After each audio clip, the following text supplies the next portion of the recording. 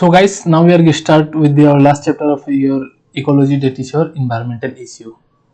ठीक है, तो अनलाइक अदर चैप्टर्स ये उतना झमेला वाला चैप्टर है नहीं, एक बार पढ़ोगे तो समझ में आ जाएगा।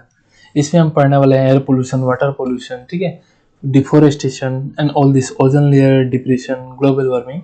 सो बाकी चैप्टर के तरह इसमें उतना डाटा नहीं है, हाँ, पर कुछ ईयर्स आपको याद रखना पड़ेगा कि इन्वायरमेंटल पोल्यूशन एक कब आया, एयर पोल्यूशन एक कब आया, ये सब, ठीक है। बाकी चैप्टर एक बार पढ़ोगे समझेगा, लेंदी है पर एक बार पढ़ोगे समझेगा, और काफी इंटरेस्टिंग हमें किस्से हैं समझने लायक, ठीक है। सो बात करते हैं, देखो इन्वायरमेंट में इश्यूज क्या क्या है भाई, वही ना है, फिगर से बैकग्राउंड में देख के पता नहीं चल रहा है क्या, पोल्यूशन दिख नहीं रहा है, फैक्ट्री से पोल्यूशन और बहुत सारा चीजें जो किसी में पता चलेगा। तो सारा इन्वायरमेंट में जो भी इश्यूज है उसी को डिस्कस करने वाले हैं, ठीक है। तो इसीलिए पोल्यूशन को हम क्या बोलते हैं, it is undesirable change in the physical, chemical और biological characteristics of air, land, water और सॉइल। एयर, लैंड, वाटर और सॉइल में अगर आपका अनडिजायरेबल चेंज होता है उसका फिजिकल नेचर में, ठीक है, फिजिकली, केमिकल कंस्टिट्यूएंट है, या फिर बायोलॉजिकल कैरेक्टर, बायोलॉजिकल बोलते थे क्या, लिविंग ऑर्गेनिज्म में, ठीक है, लिविंग कंस्टिट्यूएंट में जो भी था उस समय, आपका लैंड हो चाहे वाटर हो, सॉइल हो चाहे एयर में, इनमें जब इसका अनडिजायरेबल चेंज होता है तो उसी को हम कहते हैं पोल्यूशन। और पोल्यूटेंट किसे कहते हैं, agent that causes pollution. Cancer cause करने वाले को कार्सिनोजन कहते हैं, और एलर्जी कोज करने वाले एजेंट को हम एलर्जेंस कहते हैं। उसी तरह से पोल्यूशन कोज करने वाले एजेंट को हम पोल्यूटेंट कहते हैं ना। पोल्यूटेंट इतना होता क्यों है, मेन कारण क्या है, तो इसका मेन कारण अगर देखा जाए ना तो ह्यूमन पॉपुलेशन एक्सप्लोजन है, ठीक है। क्योंकि ह्यूमन पॉपुलेशन बढ़ा तो भाई डिमांड बढ़ जाएगा, किसका, फूड का डिमांड बढ़ जाएगा, तो जंगलों में भी ऐसे कटने लग जाएगा, वाटर का डिमांड बढ़ जाएगा, होम का डिमांड बढ़ जाएगा, घर का डिमांड बढ़ेगा तो फॉरेस्ट कट के घर बनाने लगेंगे, फर्नीचर, टिम्बर, दिस होस, ठीक है, इलेक्ट्रिसिटी के सब चीज का तो डिमांड बढ़ेगा, ऑटोमोबाइल्स का, और जितना ज्यादा गाड़ी चलेगा उतना ही तो पोल्यूशन होने वाला है। सो अल्टीमेटली पोल्यूशन होगा। सो मतलब इतना ज्यादा पोल्यूशन होने का सबसे ज्यादा कारण है कि पॉपुलेशन बढ़ने का, इसलिए गवर्नमेंट ने काफी सारा मेजर्स लेकर रखा है कि पॉपुलेशन रेट को कमाया जाए, ठीक है, जिसको हमने रिप्रोडक्टिव हेल्थ में डिस्कस करके रखा हुआ है। So now government of India has pass the environmental protection act, क्या इन्वायरमेंट को प्रोटेक्ट करने वाला एक्ट, इन द ईयर 1986, याद रखिए, तक इन्वायरमेंटल को पोल्यूशन से प्रोटेक्ट किया जाए और क्वालिटी बढ़ा जाए इन्वायरमेंट का। सो यहाँ आपका एयर, सॉइल, वाटर सब आ जाएगा क्योंकि इन्वायरमेंट का बात कर रहा है, ठीक है। सो 1986 याद रखना, environment protection act. Now air pollution and it's control, air pollution और हम कैसे कंट्रोल कर सकते हैं एयर पोल्यूशन को, ठीक है, इसी के बारे में पढ़ेंगे। सो एयर पोल्यूशन कॉज कौन करता है, एयर पोल्यूशन ऑब्वियसली देखा हमने, जब आप फॉरेस्ट फायर जलाओगे तो तब आपका एयर पोल्यूशन होगा, गैसेस बर्न करोगे तब एयर पोल्यूशन होगा, ऑटोमोबाइल्स, फॉसिल फ्यूल का बर्निंग से, डिफोरेस्टेशन से, ऑल दिस कारण से आपका एयर पोल्यूशन होने वाला है, ठीक है। Plus particulate and gaseous air pollutant, particulate कुछ मैटर्स और गैसियस एयर पोल्यूटेंट आता है कहाँ से, आपका smoke stakes of thermal power plant जो है ना, से देखो फैक्ट्रीज, ये रहा, इधर से आते हैं आपका ज्यादातर आपका पोल्यूशन, ठीक है, smelters and pollutants from automobile, figure में देखिए रखा हुआ है, ठीक है। सो अकॉर्डिंग टू सीपीसीबी क्या है, फुल फॉर्म क्या है, सेंट्रल पोल्यूशन कंट्रोल बोर्ड, उनके हिसाब से particular size of less than 2.5 micrometre in diameter, ठीक है, मतलब पीएम 2.5, पीएम मतलब पार्टिकुलर मैटर जिसका डायमीटर कितना होगा 2.5 माइक्रोमीटर से लेस डायमीटर होगा, वो ह्यूमन को ग्रेटेस्ट हार्म कोज करता है, ह्यूमन हेल्थ को, ठीक है। अकॉर्डिंग टू सीपीसीबी कितना से कम से मतलब हजार्डस से डेंजरस है, so less than 2.5 micrometre in diameter, ठीक है, कोई भी पार्टिकुलर मैटर। सर क्या क्या कोज कर सकते हैं, ऑब्वियसली क्या हो सकता है, सब कॉमन बातें हैं कि पार्टिकुलरली आप अगर बात कर रहे हैं एयर का तो क्या करेगा, आपका रेस्पिरेटरी प्रॉब्लम कोज करेगा, इरिटेशन, ठीक है, छिकते रह जाओगे, अगर आपका एलर्जी हो गया तो इन्फ्लेमेशन, लंग्स का या लंग्स को फुला के या डैमेज करा सकता है, इवन प्रीमेच्योर डेथ, ठीक है। और प्लांट में अगर क्या इंपैक्ट दिखाई देगा तो एयर पोल्यूशन का, तो उसका ग्रोथ और प्रोडक्शन में ऑब्वियसली प्लांट का जो ग्रोथ और प्रोडक्शन जो है यील्ड वो कम हो जाएगा, और प्लांट में भी प्रीमेच्योर डेथ दिखाई देने को मिलता है, ठीक है। सो यही सब बातें कुछ पता है, जनरल नॉलेज बातें, and many things are there much more. So control of air pollution कैसे हम कंट्रोल कर सकते हैं, सो इसके लिए हम वन बाय वन ये सारा चीज को एक बार डिस्कस करेंगे, तब आपका हम आगे बढ़ते हैं, ठीक है। सो कैटालिटिक कन्वर्टर बाद में, पहले मैं यहाँ से स्टार्ट करता हूँ, आपका इलेक्ट्रोस्टैटिक प्रेसिपिटेटर से स्टार्ट करता हूँ, जैसे कि बुक में, ठीक है। इलेक्ट्रोस्टैटिक प्रेसिपिटेटर क्या है, ये एक डिवाइस है जिससे आप पार्टिकुलेट मैटर को आप रिमूव कर सकते हो, ठीक है, इस तरह से डिवाइस होता है इलेक्ट्रोस्टैटिक प्रेसिपिटेटर। तो इसमें बेसिकली होता क्या, देखो ये इस तरह से होता है, ये इस तरह से डिवाइस होता है, और जब फैक्ट्री से यहाँ से धुआं निकलते हैं ना, तो धुआं के साथ पार्टिकुलर मैटर इस तरह से पहुंच जाते हैं। तो यहाँ में देखो बेसिकली क्या होता है, काफी सारा वायर्स बहुत 1000 वोल्ट में मेंटेन करके रखा होता है, और वो क्या करता है अल्टीमेटली, क्या रिलीज करता है, वो इलेक्ट्रॉन रिलीज करता है, इलेक्ट्रॉन्स, ठीक है। और इलेक्ट्रॉन ये पार्टिकुलर मैटर को जाके बाइंड करेगा इस तरीके से, और जब बाइंड करेगा तो इसे भी नेगेटिवली चार्ज बना देगा, और आगे में आपका कुछ कलेक्टिंग प्लेट्स लगा रहता है इस तरीके से, ठीक है, ताकि जब ये पार्टिकुलर मैटर यहाँ से गुजरे तो ये इसे अट्रैक्ट कर ले, पार्टिकुलर मैटर को जो नेगेटिवली चार्ज है उसे इधर अट्रैक्ट कर ले। पर कंडीशन क्या होगा, इधर से जो कलेक्टिंग प्लेट से जो एयर का वेलोसिटी होगा वो कम होना पड़ेगा, क्योंकि अगर ज्यादा एयर का वेलोसिटी हुआ तो हवा के साथ पार्टिकुलर मैटर भी चला जाएगा, क्योंकि छोटे होते हैं ना, तो इसलिए यहाँ वेलोसिटी कम होना पड़ेगा। सो यही है आपका इलेक्ट्रोस्टैटिक प्रेसिपिटेटर का फंक्शन। देख रहे हो इस तरीके से ये ऑलमोस्ट 99% पार्टिकुलर मैटर जो एग्जॉस्ट में प्रेजेंट रहता है, थर्मल प्लांट का धुआं से जो निकलता है ना, 99% आपका जो है पार्टिकुलर मैटर को रिमूव कर देता है।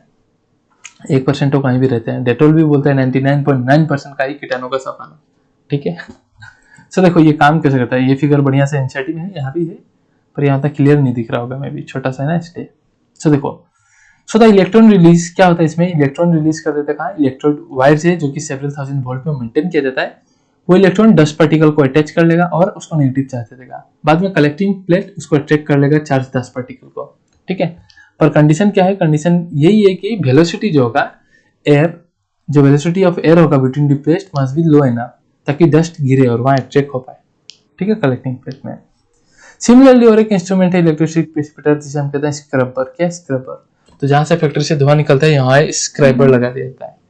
ये देखिए स्क्रैबर में क्या होता है, आपका इधर से डर्टी एयर पास हो रहा है इधर से, और यहाँ में एक सिस्टम होता है जहां से आप वाटर को स्प्रे किया जाता है, या तो वाटर या तो लाइम स्प्रे कर दिया जाता है इधर से इस तरीके से। और जब वाटर और लाइम स्प्रे किया जाता है ना, तो पार्टिकुलर जो मैटर होते हैं वो इस तरह से जो एयर के साथ निकलना चाहते हैं उसके साथ ये क्या करेगा, लाइम या फिर वाटर स्प्रे बाइंड करके गिरा देगा, भारी करके वेट हो जाएगा ना पर्टिकुलर मैटर का, तो गिर जाएगा और आपका जो एयर है वो निकल जाएगा। तो पर्टिकुलर मैटर रह गया तो क्या इधर से क्लीन एयर निकल गया, ठीक है। और स्क्रबर आपका पर्टिकुलरली कौन सा गैस रिमूव करता था, सल्फर डाइऑक्साइड रख लेना। स्क्रबर एस से स्टार्ट होता है, सल्फर डाइऑक्साइड भी एस से स्टार्ट होता है, इसे याद रख सकते हो। सो इन दिस द एग्जॉस्ट धुआं सब जो होता है इस पास थ्रू ए स्प्रे, इधर से स्प्रे होता है, देखो एक स्प्रे से पास किया जाता है किसका, वाटर या लाइम का, और पार्टिकल उसमें अटैच होकर गिर जाते हैं नीचे में, ठीक है। So but very small particulate आप रिमूव नहीं कर सकते, अगर 2.5 माइक्रोमीटर से लेस का है अकॉर्डिंग टू सीपीसीबी, तो आप उसको इलेक्ट्रोस्टैटिक प्रेसिपिटेटर से रिमूव नहीं कर सकते, ठीक है। तो इस तरीके से आप पोल्यूशन को कंट्रोल कर सकते हैं, पहला चीज। दूसरा है आप व्हीकल का पोल्यूशन को आप कैसे कंट्रोल कर सकते हो, by using catalytic converter. Catalytic मतलब भाई कैटलिस्ट का काम करेगा, कन्वर्ट करने वाला ये, ठीक है, इसलिए नाम है। सो इसे कहाँ लगा दिया जाता है, गाड़ीज में, ऑटोमोबाइल्स में लगा दिया जाता है, व्हीकल में, ठीक है। So this device reduce the emission of poisonous gases, जो पॉइजनस गैसेस रिलीज होने वाले हैं उसका इमिशन को रिड्यूस करेगा, खत्म नहीं, रिड्यूस करेगा। और इसमें इलेक्ट्रोस्टैटिक प्रेसिपिटेटर जो होता है इसमें काफी हेवी मेटल्स होते हैं, कॉस्टली मेटल, जैसे प्लेटिनम, पैलाडियम या फिर रोडियम रहता है, ठीक है, जो कि क्या करेंगे, कैटालिस्ट की तरह काम करेंगे सब मेटल आयन। और ये क्या करेंगे, कन्वर्ट कर देंगे आपका। नॉर्मली अगर कैटालिटिक कन्वर्टर नहीं रहा तो आपका काफी हाइड्रोकार्बन जो होता है फ्यूल में प्रेजेंट रहता है उसी तरह से रिलीज हो जाते हैं, which is more dangerous and harmful. So ये कैटालिटिक कन्वर्टर क्या करता है, अनबर्न हाइड्रोकार्बन को कन्वर्ट कर देता है इनटू कार्बन डाइऑक्साइड वाटर को। कार्बन मोनोऑक्साइड जो रिलीज होने वाला है उसको कार्बन डाइऑक्साइड में कन्वर्ट कर देता है, एंड नाइट्रिक ऑक्साइड जो है उसको नाइट्रोजन में कन्वर्ट कर देता है। सो ऑल्दो ये जो कन्वर्ट कर रहा है वो भी हार्मफुल ही है, but it is less harmful in comparatively the जो पहले होता था। अनबर्न हाइड्रोकार्बन से कार्बन डाइऑक्साइड वाटर कई गुना अच्छा, मतलब लेस पॉइजनस है। कार्बन मोनोऑक्साइड से कार्बन डाइऑक्साइड ही सही है, क्योंकि कार्बन मोनोऑक्साइड अगर हमारे बॉडी में आ जाए तो उसका टेंडेंसी बहुत होता है ऑक्सीजन से बाइंड, हेमोग्लोबिन से बाइंड करने का, तो ऑक्सीजन बाइंड ही नहीं कर पाएगा। तो ये बस रिड्यूस करता है इमिशन का, पॉइजनस गैसेस का, ठीक है, क्लियर नहीं करता। और वो मेटल कैटालिस्ट की तरह काम करता है, प्लेटिनम, पैलेडियम एंड रोडियम। और आपका फ्यूल में पेट्रोल या डीजल जो भी हो, अगर वहां आपका लीड हो गया, लीड अगर है तो ये लीड क्या करता है आपका, ये मेटल आयंस को जाकर इनएक्टिव कर देता है, और इनएक्टिव कर दिया कैटालिस्ट को तो कहां से अब कन्वर्ट होगा, ठीक है। इसलिए जब भी कोई कार में अगर कैटालिटिक कन्वर्टर लगा हुआ है तो उस कार को हमेशा कैसा फ्यूल यूज करना चाहिए, अनलीडेड पेट्रोल यूज करना चाहिए, ठीक है। सो motor vehicle having catalytic converter should use क्या, अनलीडेड पेट्रोल। क्यों, अगर लीड रहा तो वो इनएक्टिव कर देगा कैटालिस्ट को और ये कन्वर्जन हो नहीं पाएगा, तो मोर पॉइजनस फॉर्म आपका रिलीज होगा कार से। तो इस तरीके से आप कर सकते हो, कैटालिटिक कन्वर्टर लगा के पोल्यूशन को रिड्यूस किया जा सकता है, ठीक है। नाउ यहाँ में सारा कहानी लिखा है, सारा छोटा सा बात लिखा है, मैं सारा कहानी बताता हूँ यहाँ का, इसका कहानी, ठीक है। So that is advantages of CNG. तो ये केस स्टडी है दिल्ली का, एक टॉपिक मिलेगा आपको, case study of Delhi. Delhi का इतना ही ज्यादा पोल्यूशन बढ़ गया था 1990 में कि दिल्ली को वर्ल्ड का 41 मोस्ट पोल्यूटेड सिटी घोषित कर दिया गया था 1990s में, ठीक है। सो यार सुप्रीम कोर्ट में PIL फाइल हुई कि इतना पोल्यूशन बढ़ते जा रहा है, सरकार आप तो कुछ कीजिए, दिल्ली में पोल्यूशन का रेट को कमती कीजिए। तो सरकार ने क्या किया, जितना भी पब्लिक ट्रांसपोर्ट थे ना, पब्लिक ट्रांसपोर्ट जितना भी बसेस थी, उसको फ्यूल से, पेट्रोल डीजल से उसको कन्वर्ट कर दिया कि अब ये पेट्रोल डीजल में नहीं CNG में चलेगा। CNG मतलब कंप्रेस नेचुरल गैस से चलने वाला है, चलेगा ये, ठीक है। सो ये बेसिकली क्या है, देखो इस तरह से गैस का टंकी लग जाता है गाड़ी का पीछे और गैस से आपका गाड़ी चलेगा, ठीक है। सो इसका फायदा है। CNG सरकार क्यों बोला, ठीक है, 2002 में क्यों सरकार ने CNG बोला, क्योंकि 2002 तक मतलब सारा गाड़ी को कन्वर्ट कर दिया गया था। क्यों CNG इस्तेमाल किया गया, करने को बोला गया था, देखो कारण, क्योंकि it is better and cheaper than petrol and diesel. ये सस्ता और बेटर था। क्यों बेटर था, बिकॉज ये ऑलमोस्टली कंप्लीटली बर्न हो जाता था, पर आपका पेट्रोल डीजल में अनबर्न हाइड्रोकार्बन होता था, कंप्लीटली बर्न नहीं होता था, बस CNG कंप्लीटली बर्न होता था। अरे घर में सिलेंडर देखे होगे ना, सिलेंडर कब तक चलता है, जब तक पूरा कंप्लीट गैस खत्म ना हो जाए, वैसे ये तो कंप्लीटली बर्न होता था। Plus it can not be siphon off by thieves, चोरी नहीं किया जा सकता था, क्योंकि कैसे निकालोगे आप टंकी से। Plus it can not B adulterated. Petrol pump में काफी बार आप सुना होगा कि डीजल मतलब कि पेट्रोल में केरोसिन डाल के बेच रहा है डिसेंडर, बट CNG में कोई घपला नहीं किया जा सकता था, प्लस चोरी भी नहीं हो सकता था। सो ये सब इसका एडवांटेजेस था। तो आप बोलोगे सर इतना एडवांटेजेस था तो आज पूरा मतलब दुनिया में CNG क्यों नहीं चला। तो देखो आप हर 2 किलोमीटर, 1 किलोमीटर, 5 किलोमीटर में जाओगे तो आपको पेट्रोल पंप मिलेगा, ठीक है। पेट्रोल पंप आपको दिख जाएगा ना, Bharat petrol pump, Indian oil, this oil दिख जाएगा।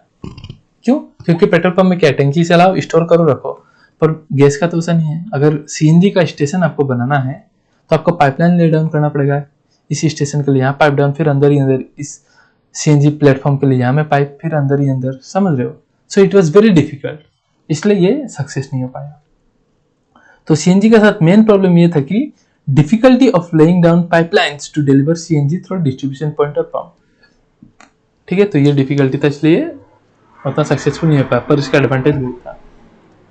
Alright,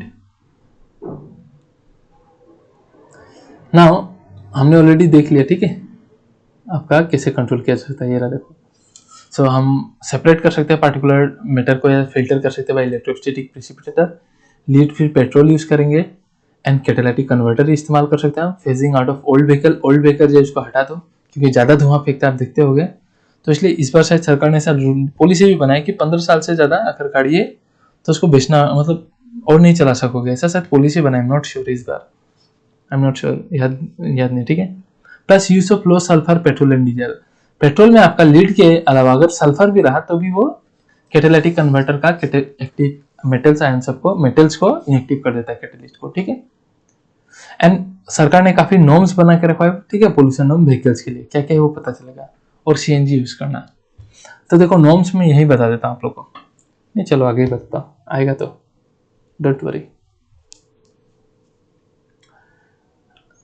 now noise pollution, what is noise pollution, क्या है भाई। नॉइस मतलब वही है भाई, undesirable high level of sound.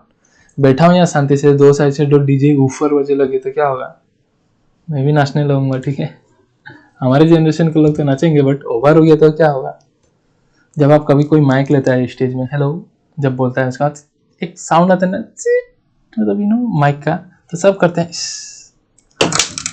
सो वही है, ठीक है। अनडिजायरेबल लेवल ऑफ ज्यादा साउंड हो जाएगा तो नॉइस पोल्यूशन कहा जाता है। सो इंडिया में air pollution prevention and control of pollution act, air pollution act आया था 1981 में, ठीक है। और 1981 में एयर पोल्यूशन एक्ट आया और उसे अमेंड मतलब कुछ चेंजेस लाया गया इन 1987 में। और चेंजेस क्या था कि आप नॉइस को एयर पोल्यूटेंट पे इंक्लूड कर दो। क्यों, क्योंकि एयर जो है ट्रेवल कहाँ से करेगा, आपका नॉइस कहाँ से ट्रेवल करता है, एयर से ट्रेवल करता है ना। सो एयर पोल्यूशन एक्ट 1981, पर 1987 में इसमें नॉइस को भी ऐसे एयर पोल्यूटेंट डाल दिया गया। और इन्वायरमेंटल प्रोटेक्शन एक्ट कहाँ, 1986। तो याद रखना है सब, ठीक है। सब देखो, सोर्सेस ऑफ नॉइस पोल्यूशन क्या है, जनरल नॉलेज वाला बात है। क्या है, म्यूजिक इंस्ट्रूमेंट, लाउड स्पीकर, एकदम क्रैकर्स, दिवाली में ठप ठप ठप ठप बम धमाका, इंडस्ट्रीज फैक्ट्रीज कितना साउंड निकाल के चलता रहता है, अभी मिली हो गया, जो भी हो गया, ठीक है। Now how, what are the harmful effect of noise? So it causes your psychological and physiological disorder. कहने का मतलब क्या, देखो, अगर आप, मैं यहाँ, मेरे यहाँ रूम है और बगल में पूरा रात भर डीजे बजे, तो क्या कहूँ, मैं सो नहीं पाऊंगा। तो अगला दिन क्या होगा मेरे को, ऐसा है मतलब माय बॉडी विल बी सो डिजी, मतलब आलसी लगते रहेगा। तो फिर बॉडी सारा स्लीप पैटर्न खराब हो जाने से मेरा फिजियोलॉजी भी डिस्टर्ब हो जाएगा, गैस होने लग जाएगा, पेट दुखने लग जाएगा, समझ रहे हो। सो अल्टीमेटली नींद जाने की वजह से साइकोलॉजिकल फिजियोलॉजिकल डिसऑर्डर हो सकता है अगर नॉइस पोल्यूशन में। तो अगर आप क्रोनिक एक्सपोजर करते हो, क्रोनिक का मतलब होता है लॉन्ग टर्म तक, ठीक है, भले ही लोअर साउंड लेवल ही हो, पर अगर ज्यादा समय तक एक्सपोजर होते रहता है, दैट इज हेडफोन लगाते हैं जो, तो हम लोग का हेयरिंग एबिलिटीज परमानेंटली डैमेज भी कर सकता है। उसके अलावा नॉइस पोल्यूशन हम लोग का स्लीप पैटर्न को चेंज करता है। बगल में शादी हो रही है, पूरा ढांड आए हम बाराती, कहाँ से मैं सो पाऊंगा, नहीं सो पाऊंगा। और जब सो नहीं पाते हैं तो हार्ट रेट का पैटर्न चेंज हो जाता है, हार्ट बीट बढ़ जाता है, ठीक है, हमें पता भी नहीं चलता लिटिल अमाउंट से। और हार्ट बीट बढ़ा तो मेरा ब्रीदिंग रेट भी थोड़ा बहुत बढ़ जाता है, और नींद नहीं आया तो स्ट्रेस तो हो ही जाएगा। सो ये सब आपका कुछ हार्मफुल साइड इफेक्ट है नॉइस पोल्यूशन का। नाउ कौन सा लेवल का नॉइस पोल्यूशन, नॉइस का आपका जो आपका यूनिट है वो है डेसिबल, डीबी से हम रिप्रेजेंट करते हैं, डीबी डेसिबल, ठीक है। सो अगर आपका साउंड 150 डेसिबल से ज्यादा हो गया तो आपका एयर ड्रम डैमेज हो सकता है। और आप आइडिया लगाने के लिए 150 डेसिबल क्या है, सो मूवीज या कभी देखे होंगे कोई डॉक्यूमेंट्री में, जो जेट फ्लाइट या रॉकेट जब उड़ता है तो जो साउंड निकलते ना, तो वो करके, सो वो होता है 150 डेसिबल साउंड। तो साउंड लेवल अगर 150 एबव हो गया, ठीक है, जो कि जनरली जेट प्लेन से रॉकेट से जनरेट होता है, तो आपका ईयर ड्रम डैमेज हो सकता है। क्लियर, सिंपल बातें देखो बोला था। Now how we can control noise pollution? So by using sound absorbent materials on the industries. आजकल इंडस्ट्रीज में काफी ऐसा मटेरियल्स लगा दिया जाता है कि साउंड बाहर ना जा पाए, मतलब तो फैक्ट्रीज में जो भी काम हो रहा है, मशीनें चल रहा है, साउंड मतलब जाता है बाहर बट कम जाता है। Delimitation of horn free zone around hospital and school. Hospital और स्कूल के बाहर हॉर्न फ्री जोन लगा था, भाई हॉर्न नहीं बजाओ, आप साइलेंटली निकलो, क्योंकि कोई बच्चा पढ़ रहा है तो हॉर्न बजेगा तो डिस्टर्ब हो जाता है काफी। और हॉस्पिटल में लोग बीमारी होके जाते हैं, बीमारी होके जा रहे हैं और वहाँ इलाज चल रहा है, दिन रात पैपू पापू बजेगा तो कहाँ से वो बीमारी और बीमारी आ जाएगा। इसलिए हॉर्न फ्री जोन होना चाहिए। Plus permissible sound level of crackers and loud speaker जो भी बन रहा है, क्रैकर जो भी बनते हैं, उसका एक पर्टिकुलरली साउंड लेवल का लिमिट होना चाहिए। सपोज एज फॉर एग्जांपल कि आप 40 डेसिबल का ही बनाओ, डेसिबल साउंड से ज्यादा ना दो, ये 50 डेसिबल यही हाईएस्ट है, इसी के रेंज में आप 10, 20, 30 से बनाओ। पर ऐसा होता नहीं है, चाइना का माल आ जाता है इंडिया में और क्या करीब दिवाली में बचाव और पूरा, ठीक है। Plus delimiting the timing of using of loud speaker. गाँव में देखोगे जब शादी होता है तो आप क्या करोगे, रात भर नाचते रहोगे, ठीक है, जानू मेरी जान, रात भर नाचोगे, ठीक है, पुराना गाना, ये गाना, वो गाना। और जब लौट के आया जाएगा तो कल सुबह पूछोगे वहाँ पूरा रात भर नाचा। पर देखो बड़े बड़े सिटीज में ऐसा नहीं होता, ठीक है। वहाँ क्या होता है, इन फॉरेन कंट्रीज में भी क्या होता है, लाउड स्पीकर का एक टाइमिंग होता है कि रात को आप 11 PM तक ही बजा पाओगे, या 12 AM तक, या 10 PM तक, अलग अलग सिटीज में। उसके बाद आप लाउड स्पीकर नहीं बजाओगे, चाहे आपका शादी हो चाहे जो भी हो, तो उतना में ही आप बजा के एंजॉय करो। सो ये करने से भी क्या होगा, आपका सब सो पाएंगे रात को, ठीक है। सो ये सब किया जा सकता है कंट्रोल करने के लिए। ना जो नॉर्म्स का बात कर रहा था यहाँ में, ठीक है, यहाँ में क्या है कि इंडिया में व्हीकल पोल्यूशन को कंट्रोल करने के लिए काफी नॉर्म्स लाया गया था। सो अकॉर्डिंग टू यूरो 2 नहीं होगा, ठीक है, आप लोग ये यहाँ 2 लिखा हुआ है, ये 3 है होगा, ठीक है, ये यूरो 3 नॉर्म्स है। यूरो 3 नॉर्म्स क्या बोलता है कि नॉर्मली हम लोग का डीजल में सल्फर कंटेंट क्या है, 350 ppm है, दैट इज 350 पार्ट्स पर मिलियन है। मतलब अगर 10 लाख, 1 मिलियन मतलब 10 लाख, अगर 10 लाख आपका मोलिकुल है सपोज डीजल का, तो उसमें कितना 350 सल्फर होता है, और यही काफी ज्यादा है, ठीक है। एंड नॉर्मली, और पेट्रोल में 150 ppm आपका सल्फर है, और फ्यूल में आपका एरोमेटिक हाइड्रोकार्बन कितना परसेंटेज है, 42%। तो इसको हमको रिड्यूस करना है अकॉर्डिंग टू यूरो 3 नॉर्म्स। कितना, तो इसको हमको रिड्यूस कर देना है सल्फर को up to directly 50 ppm in petrol and diesel. ठीक है, 350 इन डीजल और 150 इन पेट्रोल से आपको डायरेक्टली हमको क्या रिड्यूस कर देना है, आपको 50 तक ला देना। ठीक है, करंट चला गया, आई थिंक मैं अंधेरा में हूं, बट आप देखते रहिए, मुझे देख के क्या ही करेंगे। ठीक है, so according to Euro 3 norms हमको इसको रिड्यूस कर देना है 50 ppm में। ठीक है, और जो हम लोग का एरोमेटिक हाइड्रोकार्बन जो 42% जो था उसको रिड्यूस कर देना है कितना, अप टू 35% तक। और व्हीकल को भी अपग्रेड करना है, पुराना व्हीकल को नहीं रखना है, नया व्हीकल आना है। सो ये अकॉर्डिंग टू यूरो 3 नॉर्म्स था। ठीक है, और इंडिया में भी काफी मास स्टैंडर्ड बनाया गया कंट्रोल करने के लिए। सो एक टेबल है जो कि यहाँ इंक्लूड नहीं किया गया, मैं बता रहा हूँ उसको। तो चाहे आपका 2 व्हीलर हो, 3 व्हीलर हो या 4 व्हीलर हो, सबके लिए आजकल अकॉर्डिंग टू न्यू एनसीटी एक ही नॉर्म्स फॉलो होना है, वो है भारत स्टेज 4। क्या, भारत स्टेज 4। सो भारत स्टेज 4 हर व्हीलर के लिए, 2 व्हीलर, 3 व्हीलर या 4 व्हीलर। और ये कब लॉन्च हुआ ये याद रख लीजिएगा। सो ये आपका 4 है ना, तो चौथा महीना क्या है, अप्रैल। तो अप्रैल 2017 में ये लॉन्च किया गया ये नॉर्म्स। ठीक है, Bharat stage 4 2 wheeler, 3 wheeler and 4 wheelers के लिए। और काफी level of carbon dioxide and sulphur dioxide का आपका एटमॉस्फेयर में रिडक्शन भी देखने को मिला। So this was all about your air pollution and control. ये यूरो 3 नॉर्म्स है, और ये वाला जो है ये बुक में है एक टेबल के फॉर्म में, जो यहाँ इंक्लूड नहीं है, तो मैं बता दिया आपको। ऑलराइट, पानी पीते रहना पड़ता है वरना गला सूख जाता है। नाउ देख के तो लग ही गया होगा टॉपिक, नहीं लिखने से भी पता चलता क्या लिखा हुआ है। Water pollution and it's control, देख रहे हो इस तरह से पोल्यूशन होता है। गंगा जी हमारी, गंगा मैया, यमुना मैया। ठीक है, देखते ही होगे न्यूज में, तो देखो पता ही है बहुत सारे बात, फिर भी देखते हैं। देखो, सो वाटर पोल्यूशन, ठीक है, और ये एक वाटर है सपोज, इसमें 99.9% अगर प्योर है, क्या 99.9% अगर प्योर है, और अगर सिर्फ 0.1% एकदम ऐसा बना रहा हूं, एकदम ऐसा, कितना 0.1% भी अगर आपका इम्प्योरिटी है, 0.1% अगर इम्प्योरिटी से, तो यहाँ ह्यूमन के लिए अनफिट हो जाता है, ह्यूमन यूज के लिए। सिर्फ 0.1% अगर आपका इम्प्योरिटी है तो वाटर। ठीक है, और ये 0.1 इम्प्योरिटीज में आपका क्या आ जाता है, तो आपका सस्पेंडेड सॉलिड आ जाता है, जैसे मिट्टी, पत्थर, ये सब, सैंड, स्लेट, क्ले। इस 0.1% में आपका आ जाता है कोलोइडल मटेरियल, जैसे कि faecal matter, bacteria, paper, fibres, clothes, ये सब। ठीक है, एंड डिजॉल्व मटेरियल्स जैसे कि nutrients like nitrate, ammonia, phosphate, sodium, calcium. ठीक है, सो इनमें से ऑलरेडी हमने माइक्रोस्कोप चैप्टर में पढ़ा, ये जो रिमूव करना इतना आसान है, क्योंकि सस्पेंडेड जो सॉलिड्स है जैसे, इसको आप सेडिमेंटेशन करके रिमूव कर सकते हो, सेडिमेंट होने दो, पत्थर माटी नीचे जमा हो जाएगा। और क्लोथ्स ये सब जो है आपका कोलोइडल मटेरियल, इसको आप फिल्टर कर दो जाली लगा के, तो हो जाएगा।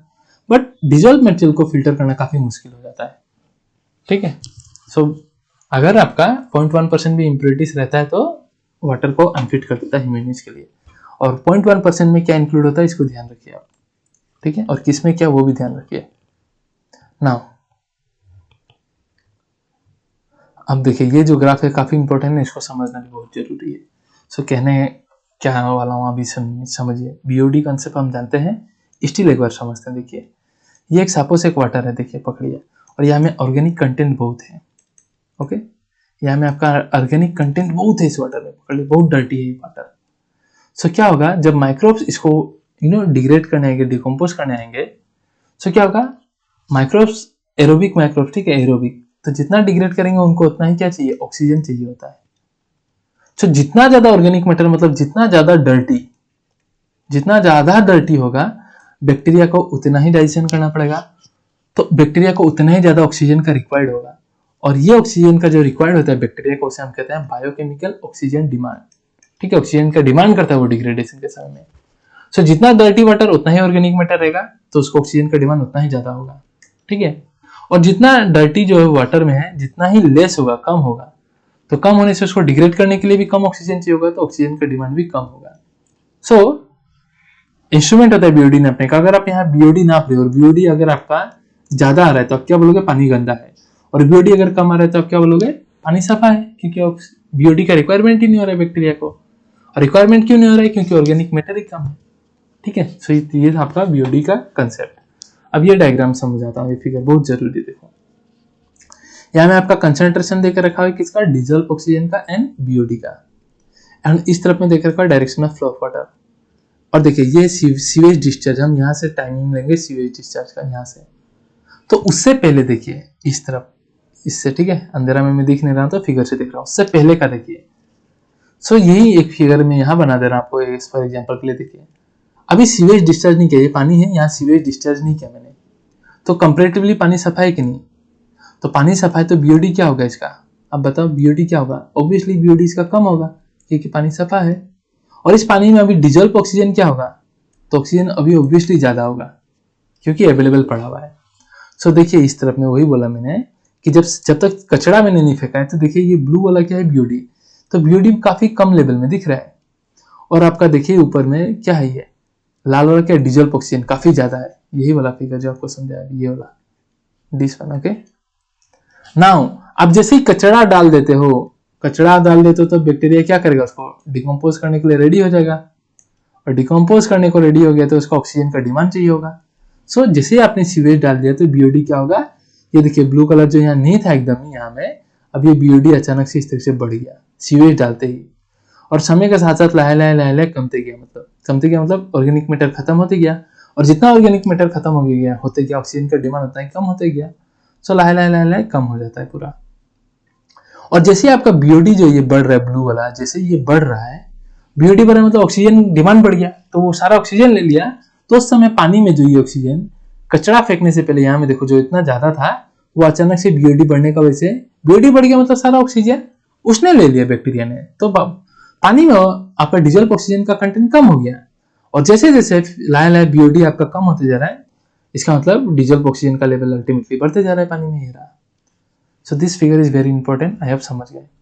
सो सीवेज ट्रीटमेंट के बाद जब आपका बीओडी अचानक से बढ़ जाता है और डिजल्व ऑक्सीजन जो है कम हो जाता है, ठीक है, डिजल्व ऑक्सीजन ये जब कम हो जाता है पूरा, तो इसलिए आपका फिशेस मर जाएंगे और डिसिपेयर हो जाएंगे। और लाहे बहुत समय बाद जब पानी फ्लो होते रहेगा, अलग अलग जगह पहुंच जाएगा, जब आपका कंप्लीटली ऑर्गेनिक मैटर खत्म होकर बीओडी कम हो गया और डिजल्व ऑक्सीजन फिर से बढ़ गया, ठीक है, तो वापस से आपका ऑर्गेनिज्म रिपेयर हो जाएंगे लाहे। क्लियर है? So this was all concept about this. ठीक है, आई होप समझ में आया हुई है। क्या गया आज का रेंट? हमारा ही गया, सबका गया। ठीक है, सो देखिए, oh I can burn the flash light. Hold on for a second.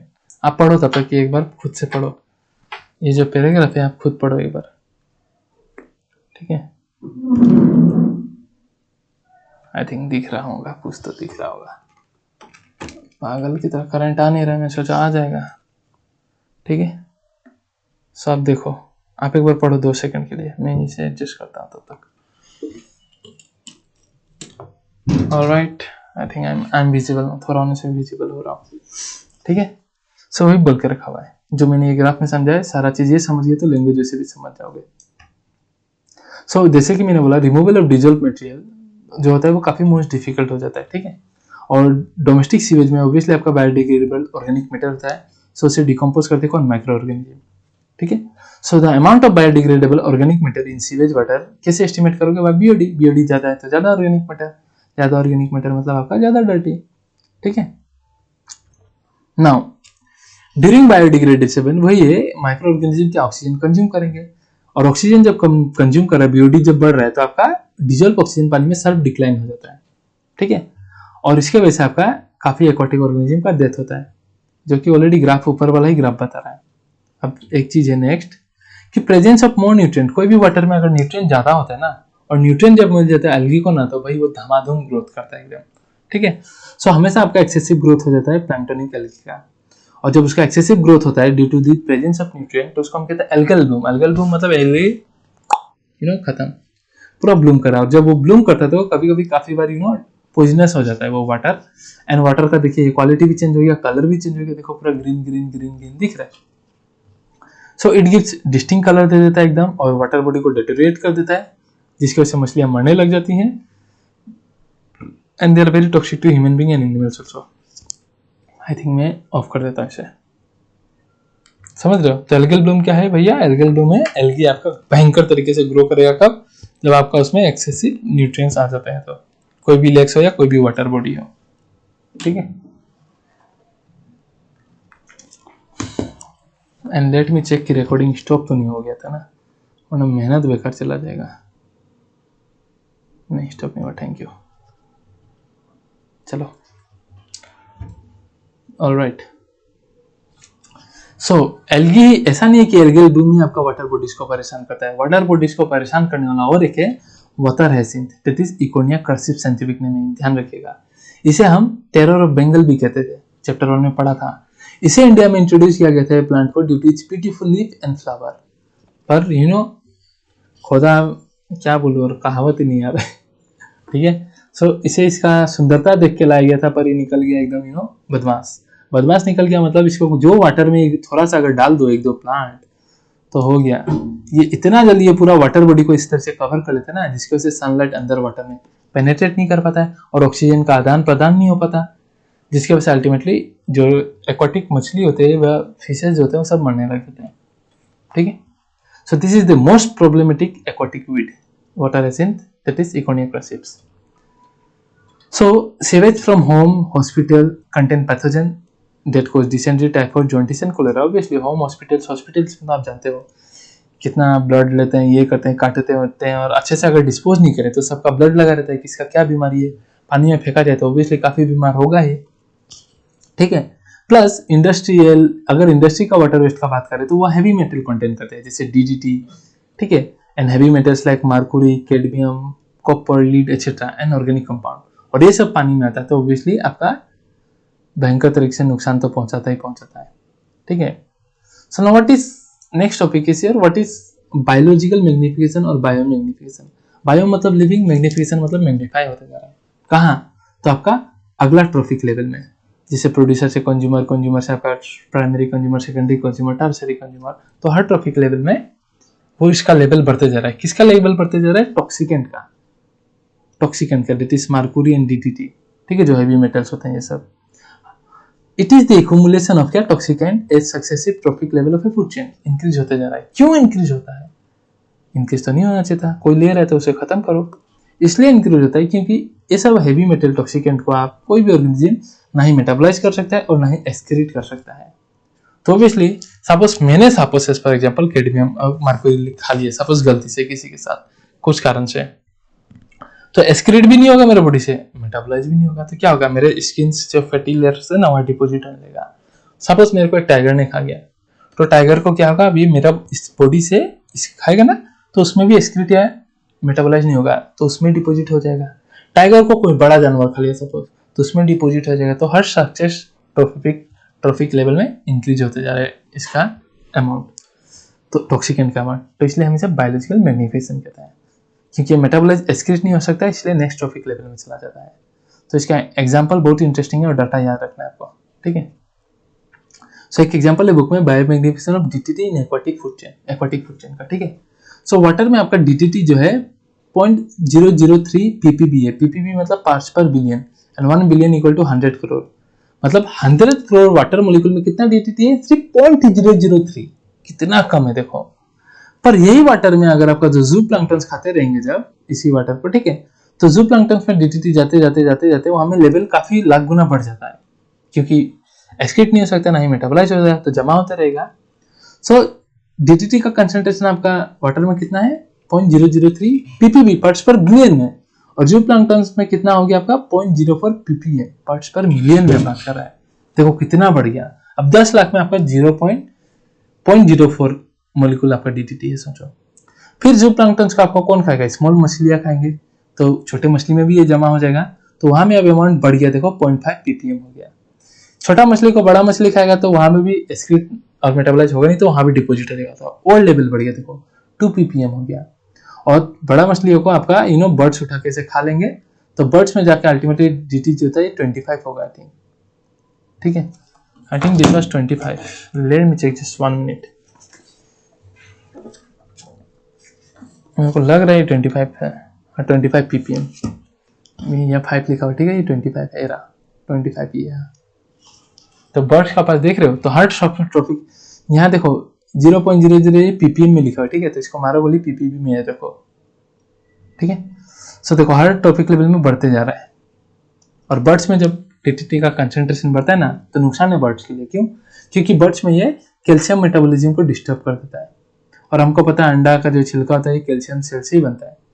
तो बर्ड्स का पास DDT चला गया तो उसका कैल्शियम मेटाबॉलिज्म डिस्टर्ब होगा, जिसकी वजह से अंडा का छिलका पतला होता है, और पतला होने की वजह से समय होने से पहले ही ब्रेक डाउन हो जाता है, तो मर जाएगा बच्चा, ठीक है। Which causes your thinning of eggshell and their premature breaking, जिसकी वजह से बर्ड पॉपुलेशन ऑब्वियसली क्या होगा, डिक्लाइन होगा। Alright, so I hope this is clear example, बस ये याद रख लेना exit. Now next what is this, eutrophication. So eutrophication का मतलब क्या है? यूट्रोफिकेशन मतलब it is the natural ageing of a lake by nutrient enrichment. देखो नेचुरल एजिंग नेचुरली हो रहा है, इसलिए हजारों करोड़ों साल लग जाएगा, ठीक है। नेचुरली एक हमने ऑलरेडी पढ़ा है पिछला चैप्टर्स में इकोलॉजी का कि आपका चाहे जेरिक हो, आपका पानी में रहने पानी वाला कंडीशन हो, या आपका हाइड्रिक, चाहे आपका सूखा हो या हाइड्रिक हो, दोनों अल्टीमेटली कहाँ जाना चाहते हैं? मीडियम कंडीशन में, मैजिक में, क्लाइमेक्स कम्युनिटी में जाना चाहते हैं, ठीक है। तो यूट्रोफिकेशन भी आपका क्या है? एज का नेचुरली एजिंग होता रहेगा, और न्यूट्रिएंट एनरिचमेंट का वजह से आपका अलग अलग सब ऑर्गेनिज्म का ग्रोथ होता रहेगा लाहे लाहे, और लाहे वो लाहे से लैंड में कन्वर्ट हो जाएगा, ठीक है। So eutrophication is natural ageing of lake by nutrient enrichment. तो देखो जब एक यंग लेग बनता है, यंग लेग है, देखो in young lake water obviously cool and clear होता है इनिशियली, समय के साथ स्ट्रीम आपका अलग अलग जगह से पानी वहां बहने आने लग जाता है, तो पानी के साथ खेती होती का जहाँ फर्टिलाइजर फेंकते हुए डिफरेंट सोर्स से पानी के बहाव के साथ साथ पुखरी में आपका क्या न्यूट्रिएंट्स भी आ जाते हैं, मेनली नाइट्रोजन फॉस्फेट्स, जिसकी वजह से लेक का फर्टिलिटी बढ़ गया, और वहाँ प्लांट और एनिमल्स दैट इज जूप्लैंक्टन फाइटोप्लैंक्टन्स लाहे से ग्रो करने लग जाते हैं, और वो जब मर जाएंगे तो उनका ऑर्गेनिक मैटर क्या होगा? पुखरी के नीचे में डिपोजिट हो जाएगा लेक के बॉटम में, ठीक है। जस्ट पुखरी बोल रहा हूँ, ठीक है। And so the lake grow shallow, and मतलब उसका गहराई जो था वो और कम हो गया, डिपोजिशन होते थे, देखो। एंड वार्मर, और थोड़ा गर्म भी हो गया, ठीक है। विथ वार्म वाटर ऑर्गेनिज्म, पहले कूल था अब थोड़ा वार्म होने लग गया, लाहे से आपका मार्स प्लांट रूट अलाउ कर देगा, फिर आपका और लाए आपका सबमर्ज आ जाएगा, फ्री फ्लोटिंग प्लांट्स आ जाएंगे, एंड आरपीएम था, ट्रिक दिया था वहां में, वो सब स्टेज से आते आते अल्टीमेटली क्या होगा, ये लेक आपका लैंड में कन्वर्ट हो जाएगा। सो नेचुरली अगर होता है तो इसे हम कहते हैं यूट्रोफिकेशन। सो देखो पहले ये ऐसा था, और कितना हजारों करोड़ों साल बाद देखो लाहे ये ऑलरेडी स्टेज में है, मतलब देखो कंप्लीटली लैंड नहीं बना, पर यहाँ से देखो लाहे देखो कितना प्लांट सूखने लग गया, पानी कितना सूख गया। क्यों सूख गया? क्योंकि जो भी ऑर्गेनिक मैटर मर रहा है तो नीचे डिपोजिट हो रहा है ना, तो डिपोजिट होने से क्या होगा, गहराई जो है कम होते गया, ठीक है। सो यही यूट्रिफिकेशन जो आपका नेचुरली हो रहा है, इसको ड्यू टू, ठीक है, ये यूट्रिफिकेशन जो हजारों साल लगा रहा है, अगर इसको पोल्यूटेंट लाइक इफ्लुएंस फ्रॉम इंडस्ट्रीज या होम आ जाए, कोई भी मतलब पोल्यूटेंट, तो क्या होगा, जो नेचुरली हो रहा था समय लग रहा था, और ह्यूमन और इंडस्ट्रीज का आने का वैसे अगर हो जाए तो क्या हो जाएगा, आपका पूरा स्पीड से यूट्रिफिकेशन होने लगेगा, उतना साल नहीं लगेगा। तो इसको हम कहते हैं कल्चरल या एक्सेलरेटेड यूट्रोफिकेशन। और प्राइम कंटामिनेट क्या होता है आपका, जैसे कि मैंने बोला नाइट्रोजन फॉस्फेट, और ये ओवर स्टिमुलेट करते ग्रोथ ऑफ एल्गी, एल्गी का ग्रोथ होने लग जाता है। अल्टीमेटली वो सब पानी से बहुत कचड़ा, एकदम खुशबू नहीं बदबू आने लग जाता है, ठीक है। और डिजोल्व ऑक्सीजन तो कंटेन होता है, और डेथ होने लग जाता है ऑर्गेनिज्म का, और लाहे डिपोजिशन होते होते होते होते ये लैंड में कन्वर्ट हो जाएगा। बट नेचुरल वाले से एक्सेलरेटेड यूट्रोफिकेशन कम समय लगेगा, ठीक है, क्योंकि यहाँ समझ इन्वॉल्व हो चुके हैं हम लोग। प्लस यूट्रोफिकेशन में यूट्रोफिकेशन हो रहा है, और कोई थर्मल पावर प्लांट है, ठीक है, थर्मल पावर प्लांट मतलब हीट जनरेटिंग वाला प्लांट है, जैसे आयरन फैक्ट्री हो गया, रोड फैक्ट्रीज हो गया, और वहां से अगर, या फिर electric generating unit, thermal power plant, अगर वहां से आपका वेस्ट वाटर आता है तो क्या आएगा, ऑब्वियसली गर्म वाला आएगा, हीटेड वाला आएगा, है कि नहीं। तो ये क्या करेगा, जब भी आएगा तो इलिमिनेट करेगा organism sensitive to high temperature. मतलब कि देखो ये वाटर बॉडीज है, यहाँ ऑर्गेनिज्म सर्वाइव कर रहे हैं सपोज 25 डिग्री सेल्सियस में, उनका ऑप्टिमम टेम्परेचर यही है। अब आपका थर्मल पावर प्लांट से इधर वाटर आने लग गया सपोज, और उनका टेम्परेचर है 40 डिग्री सेल्सियस, तो 25 डिग्री वाले जो सर्वाइव थे ना वो नहीं टिक पाएंगे, ठीक है, इलिमिनेट होने लगेंगे। और भले ही यहाँ थोड़ा 40 डिग्री सेल्सियस बट 35 डिग्री एक एवरेज सेल्सियस बन गया है, तो भले ही ये अलाउ कर देगा growth of some plant and fishes, ठीक है, it may enhance the growth of plant and fishes in extremely colder areas but only after causing damage to the indigenous flora and fauna. मतलब क्या कह रहा है कि नॉर्मली देखो यहाँ 25 डिग्री में सर्वाइव कर रहे थे, सो इसको अगर नीचे जाना है, या पानी के नीचे अगर ये टेम्परेचर तक को जाना है तो क्या करना पड़ेगा, ऊपर का जितना भी सेंसिटिव थे सबको मारते हुए जाना है। भले ही कुछ कुछ के लिए ग्रो करेगा पर काफी को एलिमिनेट भी करेगा जो हाई टेम्परेचर के लिए सेंसिटिव है, वही बोल के रखा जाना है। मतलब अगर थर्मल पावर प्लांट से वाटर लाता है आपका लेक में तो ठीक है, सिंपल भाषा में तो लाभ कर रहा है, भले ही ग्रोथ के लिए कंडीशन देगा पर जो भी सेंसिटिव होता है उसको एलिमिनेट भी करता है। सो यार काफी इंटरेस्टिंग ये कहानी है वाटर पोल्यूशन को लेके। एक केस स्टडी है integrated waste water treatment. Integrated मतलब अलग अलग टेक्निक को इस्तेमाल करके वेस्ट वाटर को कैसे ट्रीटमेंट किया जाए ताकि सांप भी मर जाए लाठी भी ना टूटे, कहावत उससे होगा। ठीक है, सो ये जो है आपका स्टार्ट होता है आर्कटा टाउन में। ठीक है, कहाँ में है तो ये आपका नॉर्थर्न कोस्ट ऑफ कैलिफोर्निया में है। ठीक है, वहां में क्या था, जो वहां के जो पीपल थे वो आर्कटा टाउन के, वो हम्बोल्ट स्टेट यूनिवर्सिटी के बायोलॉजिस्ट के साथ कोलैबोरेट किए कि भैया हम लोग ऐसा ऐसा प्लानिंग कर रहे हैं, आप भी कुछ आइडिया दो और हम मिलकर ऐसा प्लांट ऐसा एक तरीका बनाते हैं जिसकी वजह से आपका जो है वेस्ट वाटर का ट्रीटमेंट हो जाए बढ़िया से। ठीक है, सो इस तरह से इन लोगों ने integrated waste water treatment process बनाया और उन्होंने इंक्लूड किया पहला artificial method and then natural process. 2 step इस्तेमाल किया, कैसे तो अभी देखेंगे। ठीक है, तो देखिए सो क्लीनिंग प्रोजेक्ट ऑफ आर्कटा देखो। So the cleaning occur in 2 stage. पहला स्टेप क्या होगा, जो भी कचरा पानी आ रहा है उसको सेडिमेंटेशन कराओ ताकि बालू मिट्टी जमा हो जाए, फिल्ट्रेशन करो आपका ताकि कपड़ा वपड़ा प्लास्टिक जो भी है वो हट जाए, प्लस आप क्लोरीन ट्रीटमेंट करो ताकि थोड़ा बहुत जो भी अगर न्यूट्रिएंट बचा हुआ है तो भी डिजोल्व हो जाए। ठीक है, बट फिर भी काफी पोल्यूटेंट रहते हैं जो डिजोल्व नहीं होते, जैसे हैवी मेटल जो है वो डिजोल्व नहीं हो पाते हैं। ठीक है, आपने सेडिमेंट कर दिया, बालू पत्थर जबड़ा को हटा दिया, प्लास्टिक को हटा दिया, क्लोरीन ट्रीटमेंट देकर काफी और पोल्यूटेंट को भी हटा दिया, बट अभी भी कुछ हैवी मेटल्स रहते हैं जो रिमूव नहीं हो पाएगा। तो उसके लिए इन्होंने एक इनोवेटिव टेक्निक अप्रोच इस्तेमाल किया बायोलॉजिस्ट की मदद से। सो ये वाला जो होगी आपका आर्टिफिशियली हो रहा है देखो, और ये वाला नेक्स्ट जो है ये नेचुरली होने वाला है, देखो क्या होगा। सो नेक्स्ट क्या हो गया, बायोलॉजिस्ट लोगों ने डेवलप किया a series of 6 connected marshes over 60 acres of marshland. ठीक है, 6 कनेक्टेड मार्शलैंड, इस तरीके से बहुत बड़ा बड़ा एरिया है, मैं इसे समझने के लिए जैसे दिखा रहा हूँ। 60 एकड़ ऑफ लैंड में उन लोगों ने मतलब डिजाइन किया। ठीक है, बायोलॉजिस्ट लोग ने डेवलप किया और वहां में आपका क्या देख के रखा है, एप्रोप्रिएट प्लांट। ठीक है, appropriate plant, fungi, bacteria were seeded in this area. हर कोई नहीं, एप्रोप्रिएट क्यों, तो वही आपको पता चला क्यों ऐसा प्लांट, बैक्टीरिया और फंगाई को वहां ग्रो करने को दिया जो कि आपका नॉर्मली इस्तेमाल कर सके आपका हैवी मेटल्स को थ्रू रूट और थ्रू एनी प्रोसेस। ठीक है, ऐसा को रखा हुआ में जो न्यूट्रलाइज, एब्जॉर्ब एंड एसिमुलेट करे पोल्यूटेंट को, जैसे हैवी मेटल हो गया और समथिंग लाइक दिस। ऐसा कोई प्लांट ऐसा है जो आपका मर्क्यूरी को एब्जॉर्ब करके उसका फायदेमंद होता है उसके लिए। ठीक है, तो ऐसा ही प्लांट, बैक्टीरिया और एल्गी को रखा गया वहां में जो आपका जो भी पोल्यूटेंट है उसको न्यूट्रलाइज करे, एब्जॉर्ब करे। ठीक है, तो इससे क्या हो गया, पानी भी सफा हो गया और जो हैवी मेटल था वो भी प्लांट के लिए इस्तेमाल हो गया, प्लस वहां में बायोडाइवर्सिटी भी बढ़ गया। ठीक है, दस जैसे वाटर फ्लो होता था वो मर्सेस से तो इट गेट्स प्यूरिफाइड नेचुरली, क्योंकि प्लांट, फंगाई, बैक्टीरिया उसको नेचुरली एब्जॉर्ब कर लेते थे, इसलिए वैसे ही टाइप का यहाँ लिखा गया एप्रोप्रिएट, मतलब वैसे ही टाइप का वहां इन लोगों ने इंट्रोड्यूस किया। ठीक है, सो लाहे से वहां में एक सेंचुरी भी कंस्टिट्यूट करने लगे मार्सेस और विद इन हाई बायोडाइवर्सिटी काफी ज्यादा हो गया with fishes, animal and birds. और ये प्रोजेक्ट जो है इसका ध्यान रखना, सेफ गार्डिंग रखना, एक कमिटी काम करता है, उस कमिटी का नाम है form, that is friend of Arcata marsh, क्योंकि आर्कटा टाउन में ये हुआ था। ठीक है, सो उनका रेस्पॉन्सिबिलिटी है upkeep and safeguarding of this project form, friends of Arcata marsh, याद रख लेना। तो काफी इंटरेस्टिंग प्रोजेक्ट है, देख रहे हो ना, मजा लगा।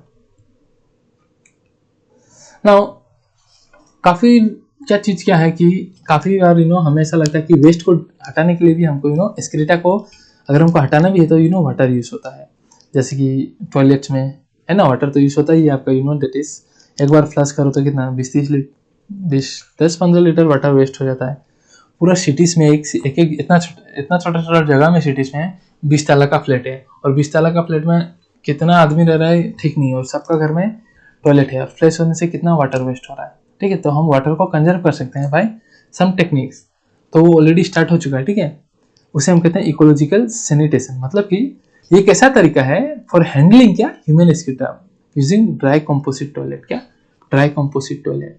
So this is a practical, hygiene and efficient, cost-effective solution to human waste disposal. Water आपको कोई यहाँ नहीं लगने वाला है डिस्पोज करने के लिए, ठीक है. सो और बदले में फायदा भी क्या है इसमें, ऐसा होता है रास्ते में आप लोग देखे भी होंगे. तो इसका फायदा भी क्या होता है, तो इसका जो ह्यूमन एसिड है ना वो नेचुरल फर्टिलाइजर की तरह काम करता है, ठीक है. आप खेती में डालते तो नेचुरल फर्टिलाइजर की तरह काम करता है. और जब नेचुरल फर्टिलाइजर है तो आप क्यों बेकार में केमिकल फर्टिलाइजर लगाओगे. तो it reduces the need for chemical fertiliser. और ऐसा टॉयलेट को हम इकोसेन टॉयलेट कहते हैं. और ये केरला और श्रीलंका में लागू भी है, चल भी रहा है, ठीक है. सो यही बात है ये आपका टॉपिक का, क्लियर है. सो ये इकोलॉजी इकोसेन टॉयलेट का फायदा है भाई, पानी बचा रहा है प्लस फर्टिलाइजर भी मिल रहा है नेचुरल, ठीक है. और क्या ही चाहिए, ठीक है. फिगर इज फनी, खाओ निकालो कंपोजिट बनाओ और डालो, ग्रो कराओ सब्जियां. Now, Government of India has passed the Water Prevention Control Act in the year 1974. याद रखना. Environmental Protection Act 1986, Air Pollution Act 1981 और आपका वाटर कितना 1974 ना 6 है ये 74, ठीक है. तो ये ईयर याद रख लेना please. Now wastage and their effect. बहुत सारा वेस्ट हम पढ़ेंगे. Solid waste. सॉलिड वेस्ट क्या है, जो भी आपका घर से म्युनिसिपल वेस्ट, स्कूल हॉस्पिटल से जो भी कचरा निकलता है वो सब हो गया सॉलिड वेस्ट. हम क्या करते हैं सिटीज में डस्टबिन में काला प्लास्टिक में सब जमा करते हैं, जाके कहीं जगह में रख देते हैं. फिर आपका म्युनिसिपल पार्टी आएगा उसको ले जाएगा और डंप करते हैं जगह में, ठीक है. सो इसका काफी नुकसान है, देखेंगे अभी हम. तो सॉलिड वेस्टेज आप किसको बोलोगे, refers to everything that goes out in trash, कचरा में जाएगा. And this are the wastage from home, office, store, school, hospital, हर जगह से कलेक्ट किया जाता है, डिस्पोज कर देते हैं म्युनिसिपलिटी, हर सिटीज में होता है.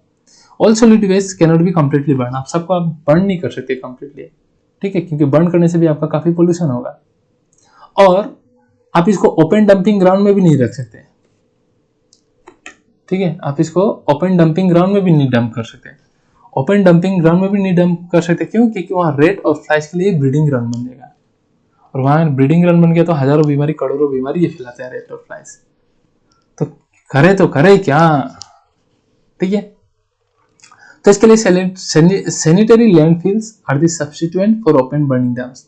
आप ओपनली जलाओ या ओपनली फेंको तो उससे बड़े आप गड्ढा खोदो बहुत बड़ा, ठीक है, बहुत गहरा गड्ढा खोदो. और उसमें क्या करो आप, वेस्टेज जो होगा उसको पहले आप पूरा क्या बोलते हैं ना वो कंप्रेसर, बड़ा बड़ा मशीन होता है कंप्रेसर. जैसे कि सपोज दिस इज सपोज इतना बड़ा वेस्ट है तो इसको मैं कंप्रेसर से एकदम चेप्टा कर दूंगा.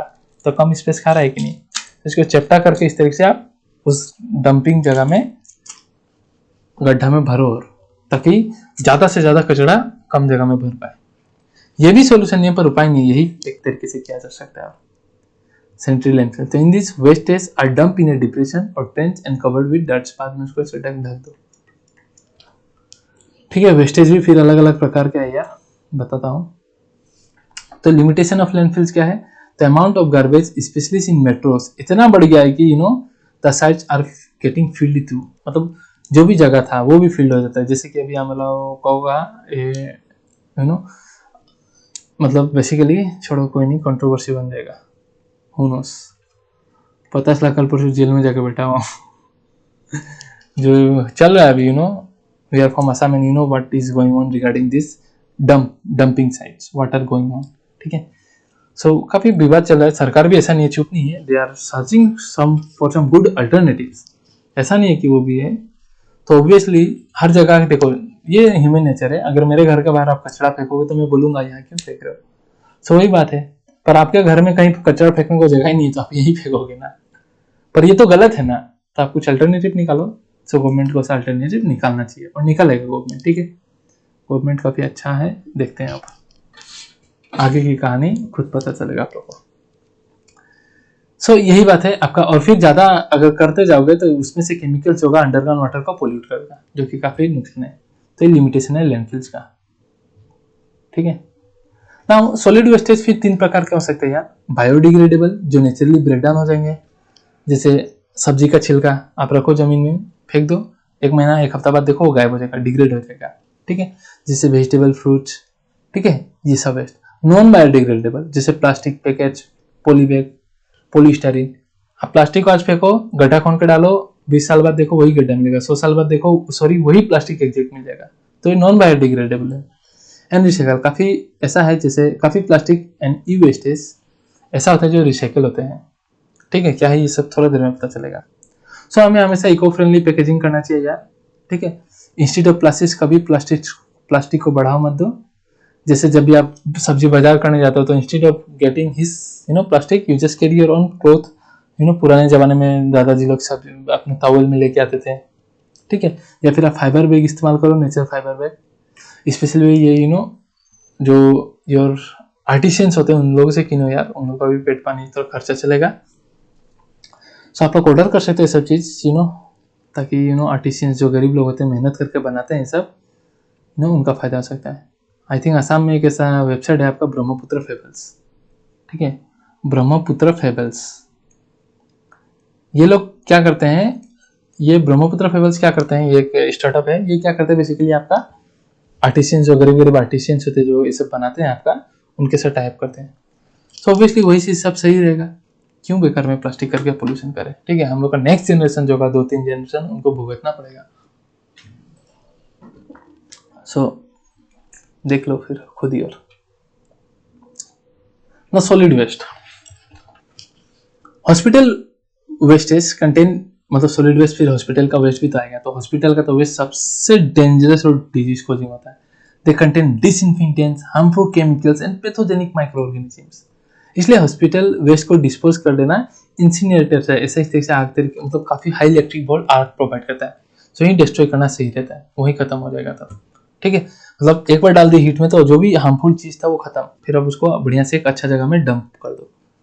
ठीक है, सो क्वेश्चन पूछता है कि इंसिनरेटर किसके लिए यूज किया जाता है, तो हॉस्पिटल वेस्ट को डिस्पोज करने के लिए। ठीक है ना, ई का मतलब क्या था, इलेक्ट्रॉनिक वेस्ट। ई वेस्टेज मतलब इलेक्ट्रॉनिक वेस्ट, फिगर दिख ही रहा होगा आपको। ठीक है, फिगर दिख ही रहा होगा। सो इलेक्ट्रॉनिक वेस्ट क्या है, so this are all irreplaceable electronic goods, they are buried in landfill, या इसको भी जला मतलब इंसिनरेटेड कर दिया जाता है। तो इसको क्या किया जाए, इसको रिसाइकलिंग करना इज वेरी बेस्ट थिंग। तो रिसाइकलिंग करना इज वेरी बेस्ट थिंग।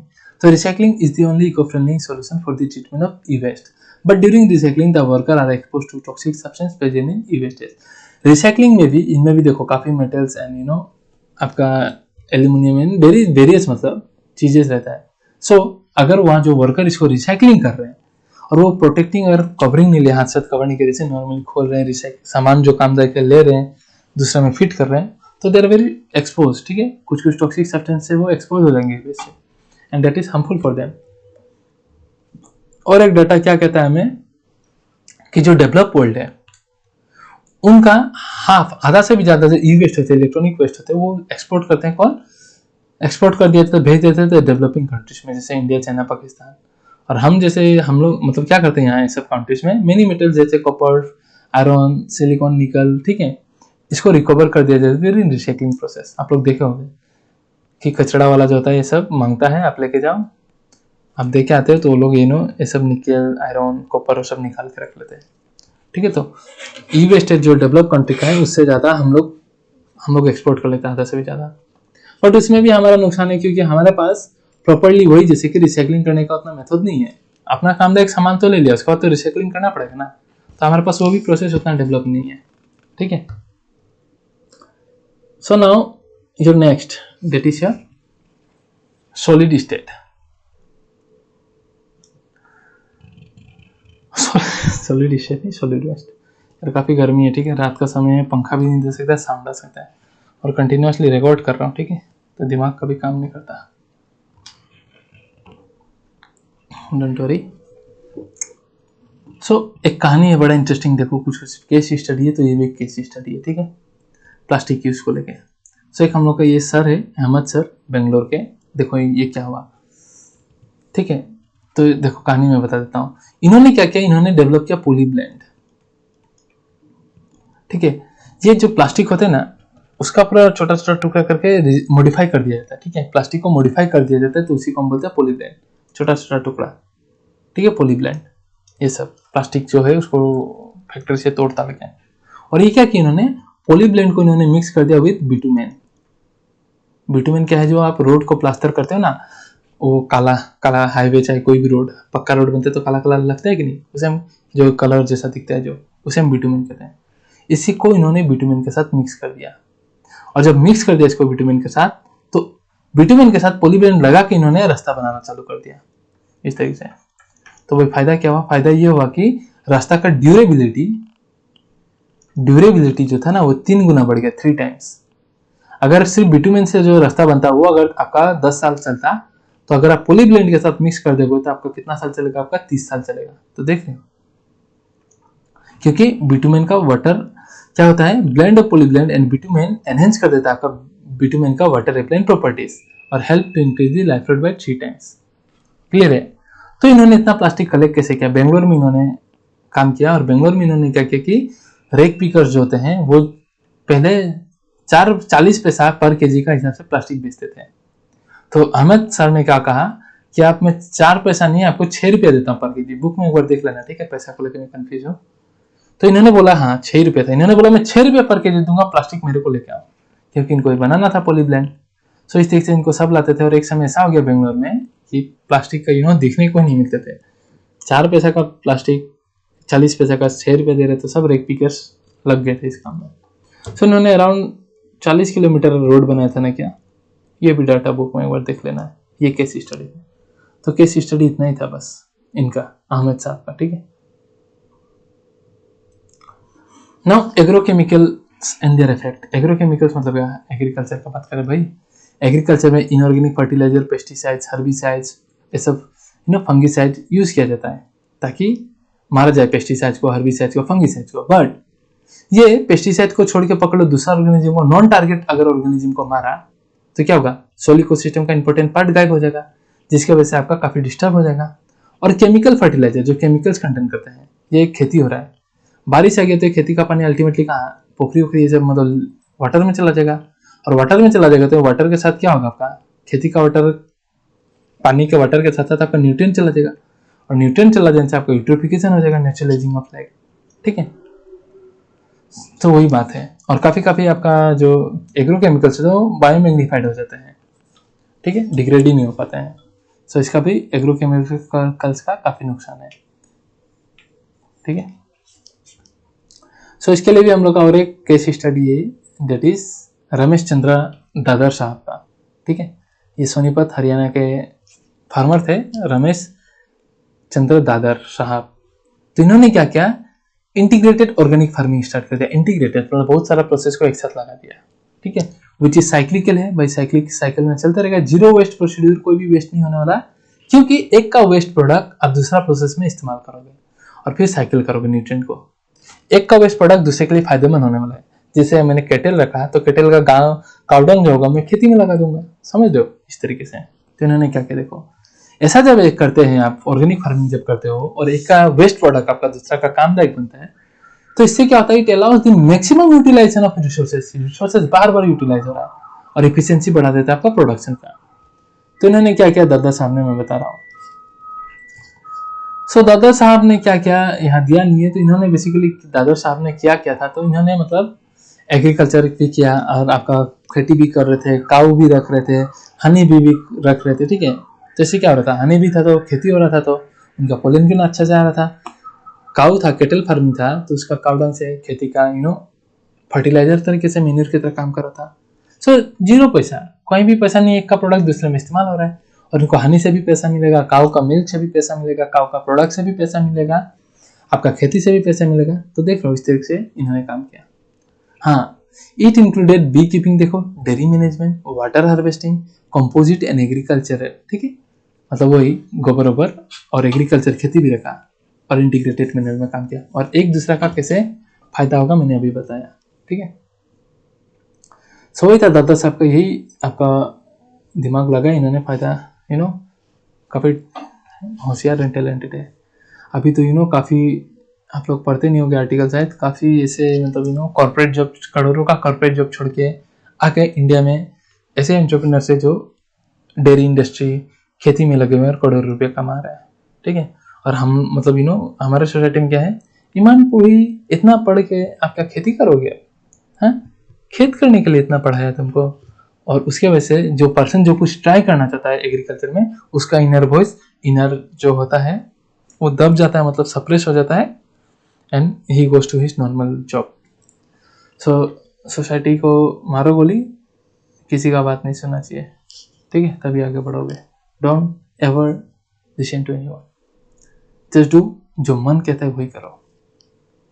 सो वो ये इसका एडवांटेज था कि they support each other and allow economical and sustainable value.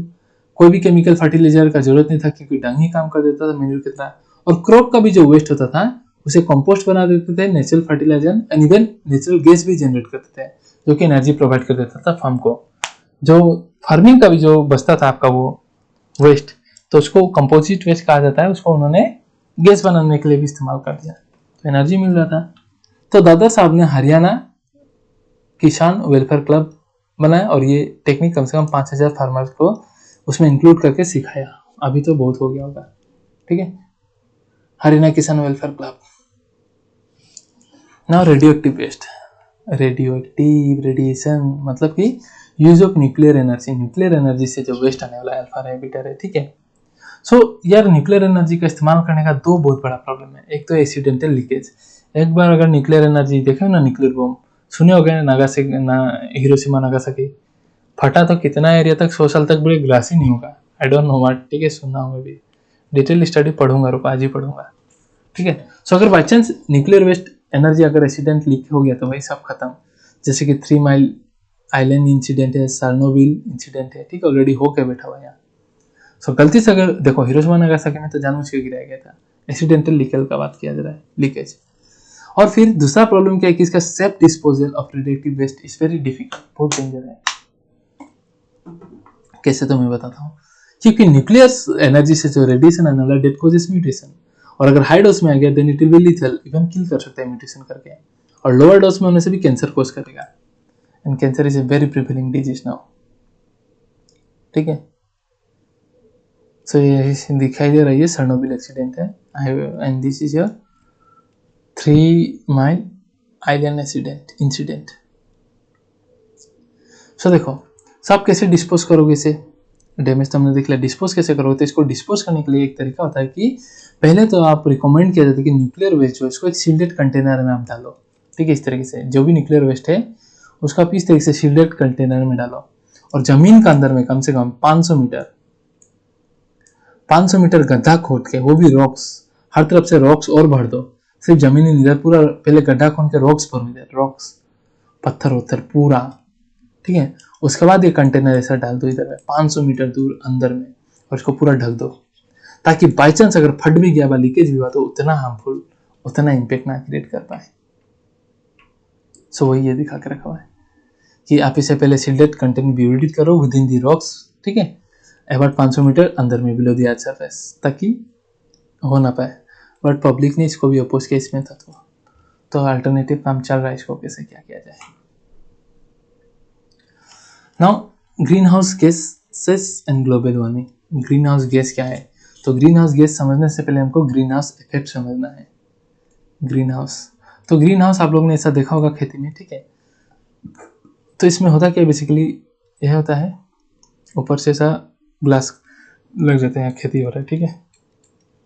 तो इसमें इसलिए होता क्या है, सनलाइट आया ना, तो सनलाइट आ गया तो यहाँ तो हीट अंदर आ गया, एक बार रेडिएशन आ गया सनलाइट का, बट ये बाहर नहीं जा पाता है, जिसकी वजह से ये इधर से इधर ही भटकते रहेगा। तो अल्टीमेटली यहाँ वार्मर कंडीशन प्रोवाइड करता है, ठीक है, वार्मर कंडीशन प्रोवाइड करता है। तो इसी तरीके से हम लोग का ग्रीन हाउस मतलब इफेक्ट भी वैसे ही होता है। ये ग्रीन हाउस इफेक्ट नहीं, ये जो समझा, ये ग्रीन हाउस का कॉन्सेप्ट है, इसी से हम लोग का ओरिजिनेट हुआ आपका ग्रीन हाउस इफेक्ट का कॉन्सेप्ट बताऊंगा मैं। सो ग्रीन हाउस एक स्मॉल ग्लास हाउस है, देखो यहाँ में, ठीक है, use for growing plants during winter, क्योंकि विंटर में ग्रो करने के लिए आपको थोड़ा हीट का जरूरत होता है। सो सनलाइट हीट प्रोवाइड कर रहा है, एस्केप नहीं कर पा रहा है ग्रीन हाउस से, तो आपका ग्रो हो जाएगा आराम से। The glass panel lets the light तो अंदर आने देगा, ग्लास पैनल जो है, but does not allow the heat to escape, और जिसकी वजह से ग्रीन हाउस जो है वो वार्म रहेगा और आराम से आपका विंटर में ग्रो करेगा plant. So green house effect भी वैसे ही एक फिनोमिनन है जो आपका अर्थ सरफेस को हीटिंग करता है और एटमॉस्फेयर को, और जिसकी वजह से हम लोग का अर्थ का एवरेज टेम्परेचर 15 डिग्री सेल्सियस है।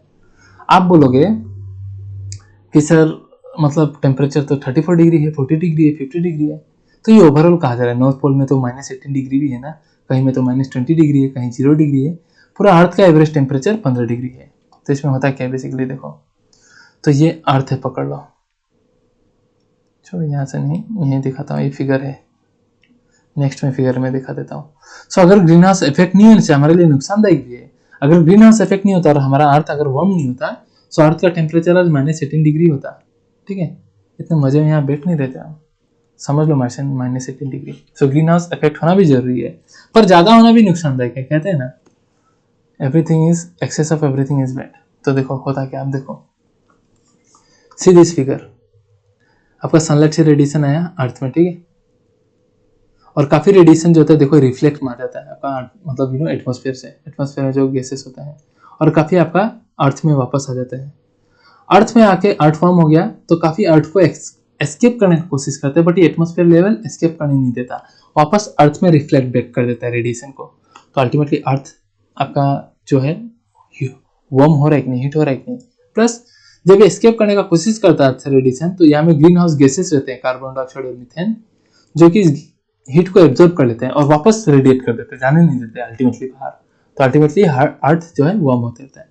तो इसी इफेक्ट को हम ग्रीन हाउस इफेक्ट कहते हैं, जो ग्रीन हाउस से कंसेप्ट से लिया गया है।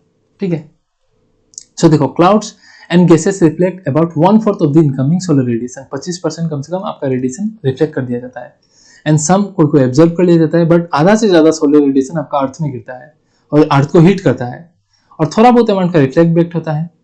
अर्थ सरफेस क्या करता है, इसके देखो, अर्थ सरफेस हीट होकर वापस इसे रीहीट करता है S infrared radiation, but a part of infrared is absorbed by atmospheric gases। कौन कौन, carbon dioxide, methane etcetera, and so escape नहीं हो पाता वो स्पेस में, जिसके वजह से आपका अर्थ वो रेडिएशन जो अर्थ को और हीट एनर्जी प्रोवाइड करता है, और वो गैसेस को हम ग्रीन हाउस गैसेस कहते हैं, क्योंकि ग्रीन हाउस इफेक्ट इसे कह रहे ना, तो गैसेस को ग्रीन हाउस गैसेस कहते हैं। और वो रेडिएशन वापस अर्थ सरफेस में आएगा, जिसकी वजह से अर्थ को और हीट करेगा, इसी को हम ग्रीन हाउस इफेक्ट कहते हैं। ठीक है, तो कंट्रीब्यूशन देखो, सबसे ज्यादा कंट्रीब्यूशन याद रखना डाटा, कार्बन का 60% है, कार्बन डाइऑक्साइड का, मीथेन का 20%, क्लोरोफ्लोरोकार्बन का 14% होता है, याद रख लेना, एंड N2O का आपका 6% होता है, याद रख लेना। मैच द फॉलोइंग में आ जाएगा, बहुत इंपॉर्टेंट है कि किसका कितना इंपॉर्टेंट रोल है ग्रीन हाउस गैसेस इफेक्ट में। और अर्थ जो बढ़ता है ना, अर्थ का जो टेम्परेचर बढ़ रहा है, ये टंटा पका वैसे बढ़िया ही है, तो ज्यादा टेम्परेचर जो अर्थ का बढ़ रहा है उसी को हम कहते हैं ग्लोबल वार्मिंग। क्या, so over heating of earth due to क्या, green house gases is called global warming. Green house gases radiation जाने नहीं दे रहा है, एब्जॉर्ब कर रहा है और वापस भेज दे रहा है, तो ओवर हीटिंग हो रहा है अर्थ का, इसे हम ग्लोबल वार्मिंग कहते हैं। So during the past century the temperature of the earth almost 0.6% से बढ़ चुका है। आपको 0.6% क्या ही लगेगा, पर एवरेज में देखो तो बहुत इंपैक्ट कर रहा है, क्योंकि अर्थ का एवरेज मेंटेन करके रखा है 15 डिग्री सेल्सियस में, तो देखो। ठीक है, एंड स्पेशली इसमें से भी लास्ट 3 डिकेड्स में, मतलब लास्ट पिछले 30 साल में ये भी इंपैक्ट हुआ है ज्यादातर। तो ग्लोबल वार्मिंग का भी इंपैक्ट क्या है आपको पता चलेगा, देखो। सो पहला बात तो होता है आपका ग्लोबल वार्मिंग की वजह से, टेम्परेचर इतना वाटर होने की वजह से आपका क्लाइमेटिक चेंज होता है, और क्लाइमेटिक चेंज होने को फिनोमिनन को ही हम कहते हैं El Nino effect, El Nino effect जो भी हो। एल नीनो इफेक्ट मतलब क्लाइमेटिक चेंज होना due to over heating of earth और ड्यू टू ग्लोबल वार्मिंग, एक ही तो बात है, तो उसे एल नीनो इफेक्ट कहते हैं। और जब अर्थ का टेम्परेचर इतना बढ़ गया, तो पोलर रीजन का जो आइस है ना, टेम्परेचर बढ़ने लगने से आइस क्या होगा, गलने लगेगा ना भाई, और आइस जब गलेगा, सोचो कितना पानी का लेवल बढ़ जाएगा, और जितना भी आपका समुद्र का वहां कोस्टल एरिया है ना, वो सब बह जाएंगे। So melting of polar ice cap हो जाएगा, अगर ग्लोबल वार्मिंग ज्यादा हो गया तो हिमालयन का स्नो कैप्स मेल्ट होने लगेगा, जिससे फ्यूचर इंटेक में क्या होगा, सी लेवल बढ़ जाएगा और सबमर्ज मिनी कोस्टल एरियाज डुबा देगा बहुत सारा एरिया को। So L Nino effect actually है क्या, ये जान सकते हो, बट इतना जानने से भी काफी है। सो एबनॉर्मल वेदर पैटर्न हो जाता है बाय वार्मिंग ऑफ द कौन सा रीजन का, Pacific Ocean near the equator, ठीक है, off the coast of the South American and नीचे। इतना याद रख लो कि क्लाइमेटिक चेंजेस आता है due to the global warming impact. Control कैसे किया जाए ग्लोबल वार्मिंग देखो कंट्रोल कैसे होगा, वापस से एब्जॉर्ब करके कौन सा गैसेस भेजा है, CO2 है ना, मीथेन, आपका CFC ज्यादातर। तो ये सब गैसेस जितना एटमॉस्फेयर में ऊपर जाएंगे, उतना ही आपका क्या होगा, उतना ही एक लेयर बनाएंगे ऊपर में, और उतना ही हीट का रेडिएशन को जाने नहीं देके एब्जॉर्ब करके अर्थ को मतलब वापस भेज देंगे, रेडिएट कर देंगे। जैसे अर्थ से तो रिफ्लेक्ट करेगा पर ये वापस भेज देगा अर्थ में। तो ग्रीन हाउस गैसेज जो है सबको अब हमें कम इमिशन करना पड़ेगा ऊपर में बाहर। तो कैसे कम इमिशन करें? तो आप फॉसिल फ्यूल बर्न करते हो तो कितना कार्बन डाइऑक्साइड जाता है, तो रिड्यूस करो the use of fossil fuel. Improve the efficiency of energy uses, जितना चाहिए उतना ही लो भाई। रिड्यूस डिफोरेस्टेशन, फॉरेस्ट काटना बंद करो, इवन प्लांटेशन करो ताकि प्लांट इस्तेमाल करे कार्बन डाइऑक्साइड का। And slowing down the growth of human population, human population को रुकाओ रे भाई, कुछ करो रे बाबा वरना खेल खत्म हो जाएगा इधर में, ठीक है। पाँव रखने का जगह नहीं मिलेगा। ह्यूमन पॉपुलेशन बढ़ेगा तो गाड़ियां बढ़ेगा तो सब चीज का इस्तेमाल बढ़ने वाला है। तो काफी इंटरनेशनल इनिशिएटिव भी लिया जाता है कि कैसे हम ग्रीन हाउस गैसेस का इम्पैक्ट को रोका जाए, ठीक है। Now is your ozone depletion, यार काफी लंबा चैप्टर है यार। Now ozone depletion in the stratosphere, ठीक है। सब लोग ने केमिस्ट्री में क्लास 11 में पढ़ा होगा कि बेड ओजोन के बारे में आप लोग सुना होगा, खराब ओजोन, इट इज हार्मफुल, ठीक है, प्लांट और एनिमल के लिए, और ये लोअर एटमॉस्फेयर में मिलता है जिसे हम क्या बोलते हैं, ट्रोपोस्फियर। सो बेड ओजोन हार्मफुल है, ट्रोपोस्फियर में मिलता है, लोअर एटमॉस्फेयर में। और कोई कोई ओजोन गुड भी होता है जो कहाँ मिलता है, स्ट्रेटोस्फियर में, नेक्स्ट लेयर में, ठीक है।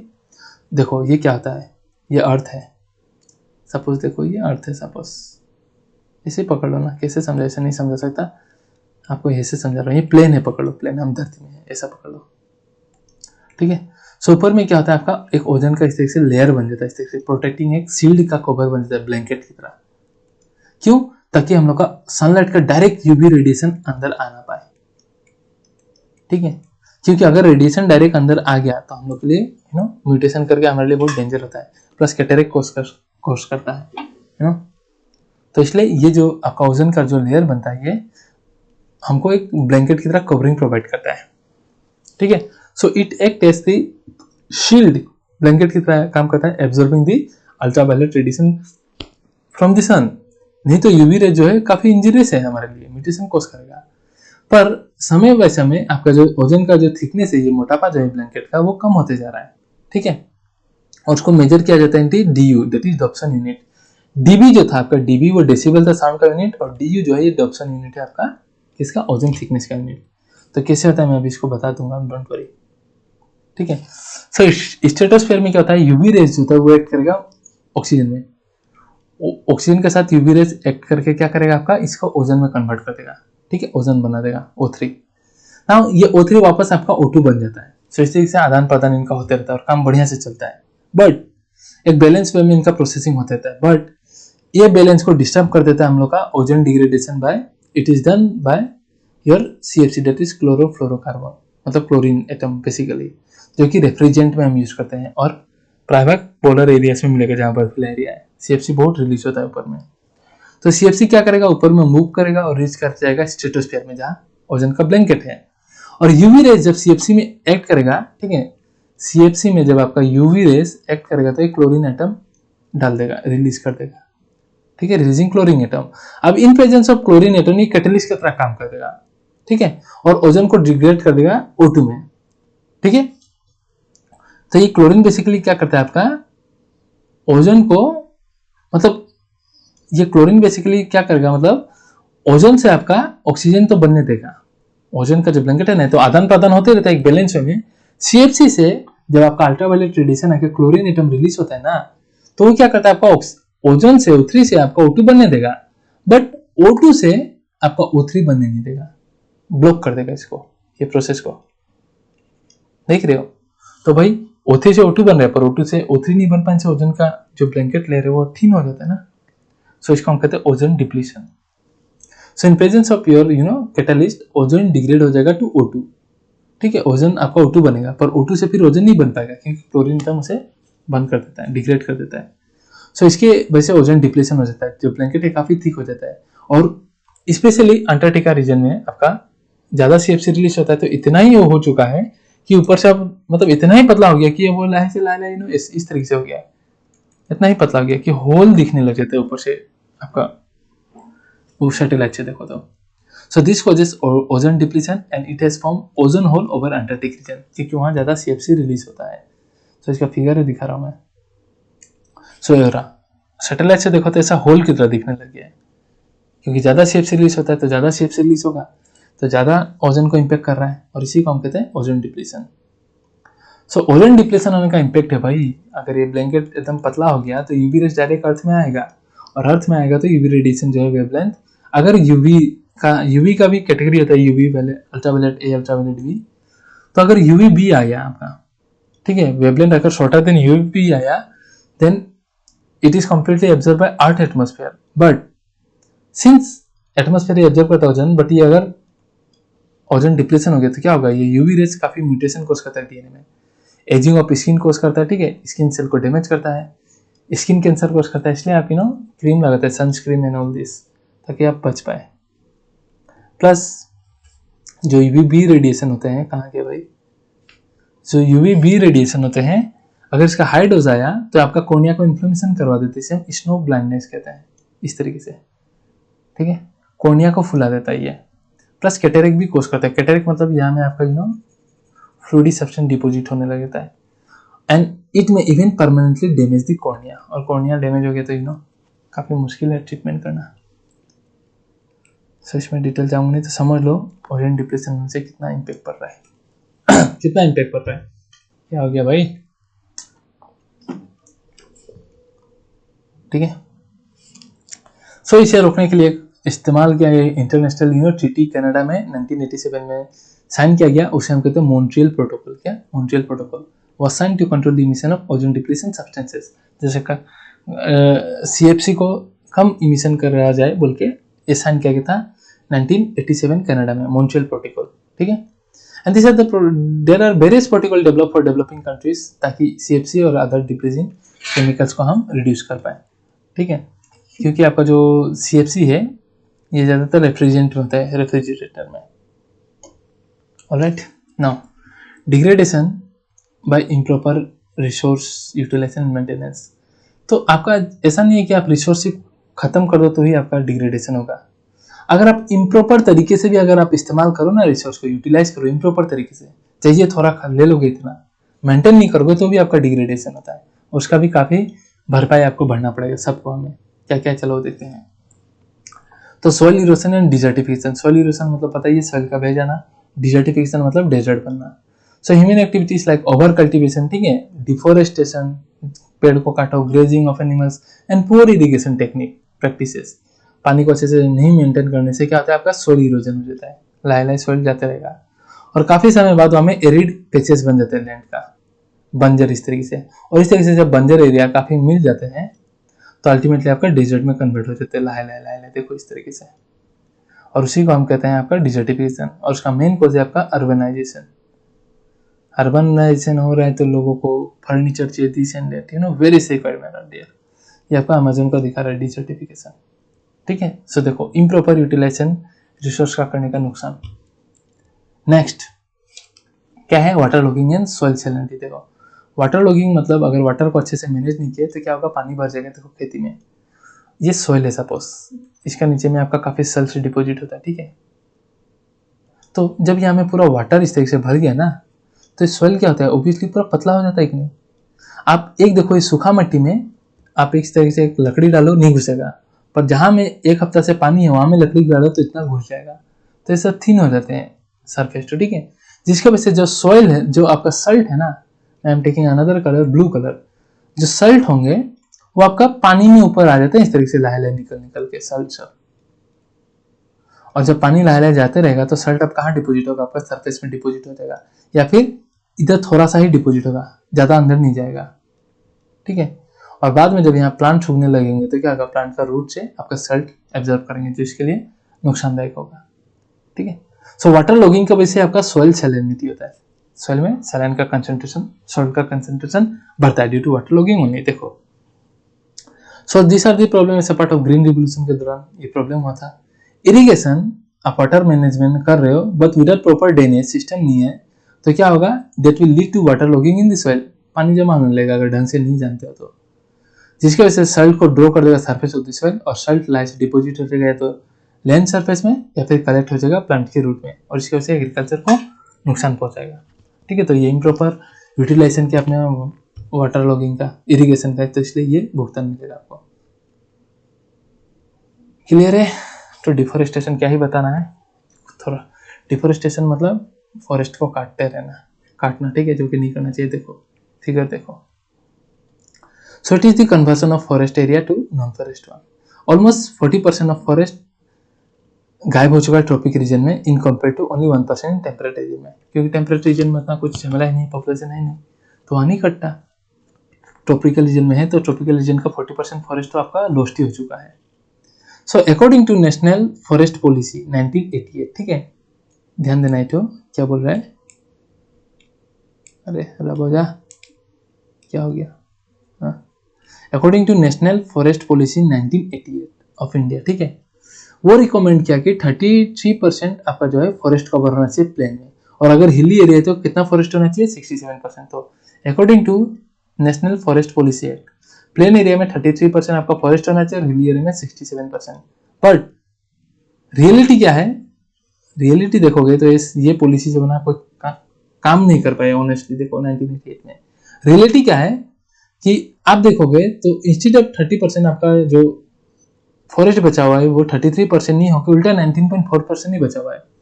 But we have only 19.5% of forest cover. But इसको सोचे गए थे एटलीस्ट 30% या 33% तक रखा जाएगा according to national forest policy. तो देखो उल्टा कम ही हो गया। तो कहीं ना कहीं ये पॉलिसी और इसके साथ जो भी इन्वॉल्व थे, whatever the committee organization, वो समझन नहीं रहे अपने काम को करने में, ठीक है। सो ये हालत है। देखो ना क्या क्या कारण है डिफोरेस्टेशन का, what are the reasons of deforestation, reasons of deforestation, ठीक है। रीजन क्या है, सो रीजन ये है कि आप फॉरेस्ट को एग्रीकल्चरल लैंड में कन्वर्ट कर रहे हो, आप अपने फायदे के लिए timber, firewood, cattle ranching etcetera के लिए आप कर रहे हो, तो फॉरेस्ट कहाँ बचेगा, बंजर ही रहेगा ना। प्लस और एक चीज झूम कल्टीवेशन, देखो झूम कल्टीवेशन जिसे स्लैश एंड बर्न कल्टीवेशन भी कहते हैं। समझो ये क्या है। सो इसमें क्या करते हैं, पहले एक पर्टिकुलर प्लॉट ऑफ लैंड लेते हैं, यहाँ में जितना पेड़ पौधा है ना उसको काट देते हैं, काटो इस तरह से, और उसे फायर मार देते हैं, जला देते हैं। जला देने से जो जलने के बाद जो एज बचेगा ना, राख, उसमें इनऑर्गेनिक न्यूट्रिएंट्स होंगे, वो लाई से सॉइल में जाते रहेगा, जिसके वजह से सॉइल का फर्टिलिटी बढ़ जाएगा। और बाद में यहाँ कल्टीवेशन स्टार्ट करेंगे। कल्टीवेशन 1-2 सीजन तक करेंगे और बाद में ये एरिया को फिर एबेंडन छोड़ देंगे कि वो अपना फिर से फर्टिलिटी आ पाए, और फिर दूसरा एरिया में चले जाएंगे, यहाँ का फॉरेस्ट काटेंगे इन द सेम प्रोसेस, फिर यहाँ को छोड़ देंगे, यहाँ चले जाएंगे, यहाँ का फॉरेस्ट काटेंगे और ये करेंगे। तो अल्टीमेटली देखो काट के जला रहे हैं, काट के जला रहे हैं, तो नुकसान ही कर रहे हैं ना। सो इसलिए हम इसे slash and burn agriculture practice भी कहते हैं। सो ज्यादातर नॉर्थ ईस्ट स्टेट में आपको दिखाई देता होगा, हिली एरिया में, ठीक है। तो इन दिस क्या होता है, फॉरेस्ट ट्रीज को कट डाउन कर देता है और जला देता है प्लांट रिमेन्स को, ठीक है, और एसेस को फर्टिलाइजर की तरह इस्तेमाल कर दिया जाता है, रहने दिया जाता है। और उसके बाद लैंड को यूज किया जाता है या तो फार्मिंग या ग्रेजिंग के लिए। आफ्टर कल्टीवेशन एरिया को छोड़ दिया जाता है काफी साल के लिए, ताकि वो रिकवर हो पाए अपना। पहले समय में ये जो इसको छोड़ के यहाँ आया, तो पकड़ लो, सपोज पकड़ लो 10 साल था, पॉपुलेशन कम था, 20 साल पकड़ लो, 10 साल, पर एनफ टाइम गैप मिलता था रिकवरी के लिए। बट ओवर पॉपुलेशन और रिपीटेड कल्टीवेशन होने के लिए आजकल रिकवरी सिर्फ 5 साल 3 साल ऐसे ही बचा हुआ है। तो डिफोरेस्टेशन भी हो रहा है और लाइफ से वो बंजर एरिया में कन्वर्ट हो जाएगा डिजर्टिफिकेशन में। सो कॉन्सिक्वेंसेस ऑफ डिफोरेस्टेशन बचपन से पढ़ते आ रहे हैं।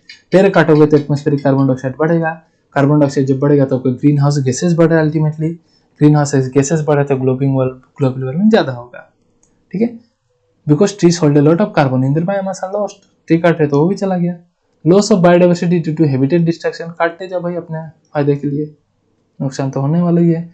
डिस्टर्ब हाइड्रोलैटिक साइकिल, हाइड्रोलॉजिक साइकिल, ये पेड़ है कहीं ना कहीं ये सॉइल को और वाटर को होल्ड करके रखा हुआ है। ये सब पेड़ ही नहीं रहेगा तो ये वाटर और सॉइल ऑब्वियसली इनका साइकिल में भी चेंजेस आएगा। हाइड्रो मतलब वाटर, और प्लस ट्री नहीं है तो सॉइल को कौन होल्ड करेगा, सॉइल इरोजन होगा। सॉइल इरोजन ज्यादा होने से डिजर्ट बन जाएगा, डिजर्टिफिकेशन एरिया, बंजर एरिया बनने लगेगा और लाहे डिजर्ट ना। रिफोरेस्टेशन, री मतलब दोबारा, ठीक है, रिफोरेस्टेशन मतलब प्लांटेशन करो। So the process of restoration a forest जो पहले एग्जिस्ट करता था पास्ट में पर अब नहीं है। बिफोर जैसे हम लोग का जादव पाइन, ठीक है, the forest man of India कहा जाता है। उन्होंने एक बंजर एरिया को, बहुत बड़ा एरिया को उन्होंने फॉरेस्ट बना दिया, जादव पाइन, ठीक है, इसलिए उन्हें फॉरेस्ट मैन ऑफ इंडिया भी कहा जाता है। I met him in 2016 I think, 16 hostel का फ्रेशर था तब, मतलब हाँ पहचानेंगे, हॉस्टल का फ्रेशर्स था यार, सब बच्चे मिले थे तो वही बच गए, ऐसे चीफ गेस्ट आए थे, वो अपने कहानी बताए। और आप लोग मारो नेट में यार जथप्पा इनके बारे में, वेरी गुड पर्सन। सो उन्होंने ऐसा काम किया, रिफोरेस्टेशन किया। अभी वहाँ में काफ़ी बायोडाइवर्सिटी है, बर्ड्स है, एनिमल्स है, वेरियस एनिमल, ठीक है। सो इट में ओकर नेचुरली भी ओकर हो जाते हैं कभी कभी, और आप प्लांटिंग करो तो एक्सीलरेटेड प्रोसेस हो जाएगा। सो नाउ डिफोरेस्टेशन में कुछ केस स्टडी है, that people participation in conservation of forest. People का क्या रोल है कंजर्वेशन ऑफ फॉरेस्ट में? सो 1731 में जोधपुर, जो राजस्थान का राजा थे जोधपुर के, ठीक है, उन्होंने अपने सिपाहियों को बोला कि जाओ मेरे लिए वुड लेके आओ ताकि मैं एक नया जगह बनाऊंगा, न्यू पैलेस बनाऊंगा। तो मिनिस्टर उसके वर्कर चले गए फॉरेस्ट में, विलेज में काटने के लिए, जो कि बिश्नोइस वहां रहते थे, और Bishnois were against the tree cutting, वो ट्री कटिंग करने नहीं देते थे, ठीक है। तो ये जब अब ये मिनिस्टर जो थे ये लोग भी सोचे अरे ठीक, इनको भी बुरा लग रहा है, क्योंकि जब ये काटने जा रहे तो ये लोग जो लोग है देखो फिगर में, ये लोग ट्री को हक कर ले रहे हैं, बोले आप इसे नहीं काट सकते और इसे काटना है तो मुझे भी काटो। सो सबसे पहले इसे स्टार्ट किया था एक विष्णु वुमन, बहुत ही साहसी थी, डेट इज अमृता देवी, ठीक है। सी हक द ट्री और बोले इसको काटना है तो मुझे भी काटो, मतलब मैं काटने नहीं दूंगी। सो अब क्या करते, इनका दुख दया देखते तो राजा इनको मार देता। सो ये भी सिपाही थे, उस समय राजा का राज चल रहा था, तो उनके आदेश के हिसाब इनको तो लकड़ी काट के लाना ही लाना था। तो इन लोगों ने क्या किया, फॉरेस्ट को कट कर दिया एलोंग विद अमृता देवी। उसके साथ साथ उनके 3 बेटियां और जो भी विष्णु से ऐसा हाथ करके बैठे सबको काट के अपना पेड़ काट के लेके चले गए। सो अमृता देवी का काफी इंपॉर्टेंट रोल था उस समय, इसने इसे हम विष्णु मोमेंट भी कहते हैं, इसलिए इसको देखते हुए सरकार ने एक अवार्ड भी रखा हुआ है, ठीक है, इंस्टीट्यूट किया गया ताकि इनका नाम को याद रखे लोग, ठीक है, जो भी है जाने। Amrita Devi Bishnoi wild life protection award, और ये उस इंडिविजुअल या कम्युनिटी को दिया जाता है रूरल एरिया में स्पेशली, जो अपना करेज, एक्स्ट्रा ऑर्डिनरी करेज और डेडिकेशन दिखाता है इन प्रोटेक्टिंग वाइल्ड लाइफ, ठीक है, वो सा इंडिविजुअल या कम्युनिटी को दिया जाता है। Amrita Devi Bishnoi wild life protection award. Next है आपका केस स्टडी, आपका चिपको मूवमेंट ऑफ कौन सा, गढ़वाल हिमालय जगह का, गढ़वाल, ठीक है। तो यहाँ 1974 में लोकल ह्यूमन्स हैं वो ये पार्टिसिपेट किए ट्री के अगेंस्ट में कि हम काटने नहीं देंगे। कॉन्ट्रैक्टर आए थे, कॉन्ट्रैक्टर का काम है काट के ले जाना, तो वहाँ के लोग जो है हक कर लिए भाई हम काटने नहीं देंगे। लाइक भी अमृता देवी पर 1974 का बात था, राजा को चल नहीं रहा था थोड़ा बहुत, सरकार उस बातों को ध्यान दिया और काटने से रोका, ठीक है। इसे हम चिपको मूवमेंट कहते हैं। कहाँ हुआ था, गढ़वाल हिमालय, 1974, ध्यान रखना। एंड सो पीपल्स का पार्टिसिपेशन को देखते हुए सरकार ने एक पॉलिसी बनाया, that is joint forest management concept introduce किया इन दी 1980s गवर्नमेंट ने। अकॉर्डिंग टू दिस क्या है, according to JFM, the people who are working very closely with local communities for protecting and managing the forest. एक particular area में कोई भी community अगर एक वाइल्ड लाइफ या फॉरेस्ट एरिया को प्रोटेक्ट करने के लिए बहुत काम कर रहा है, तो अकॉर्डिंग टू दिस पॉलिसीज ये कहता है, ये नियम कहता है कि आप वो जगह से थोड़ा बहुत सर्विस ले सकते हो, जैसे fruit, gums, rubber, medicine, but sustainable use में, ऐसा ना कि आप पूरा ही गायब कर दो। So according to this policy ये बात है। सो यार चैप्टर काफी लंबा था, खत्म हो गया, मजा आता है, ठीक है, और सब खत्म है। Hope you guys like the video. कोई कमेंट क्वेरी हो तो कमेंट सेक्शन में बता देना, ठीक है। सो स्टे ब्लेस्ड यार, all the best for your preparation, अच्छे से पढ़ते रहो।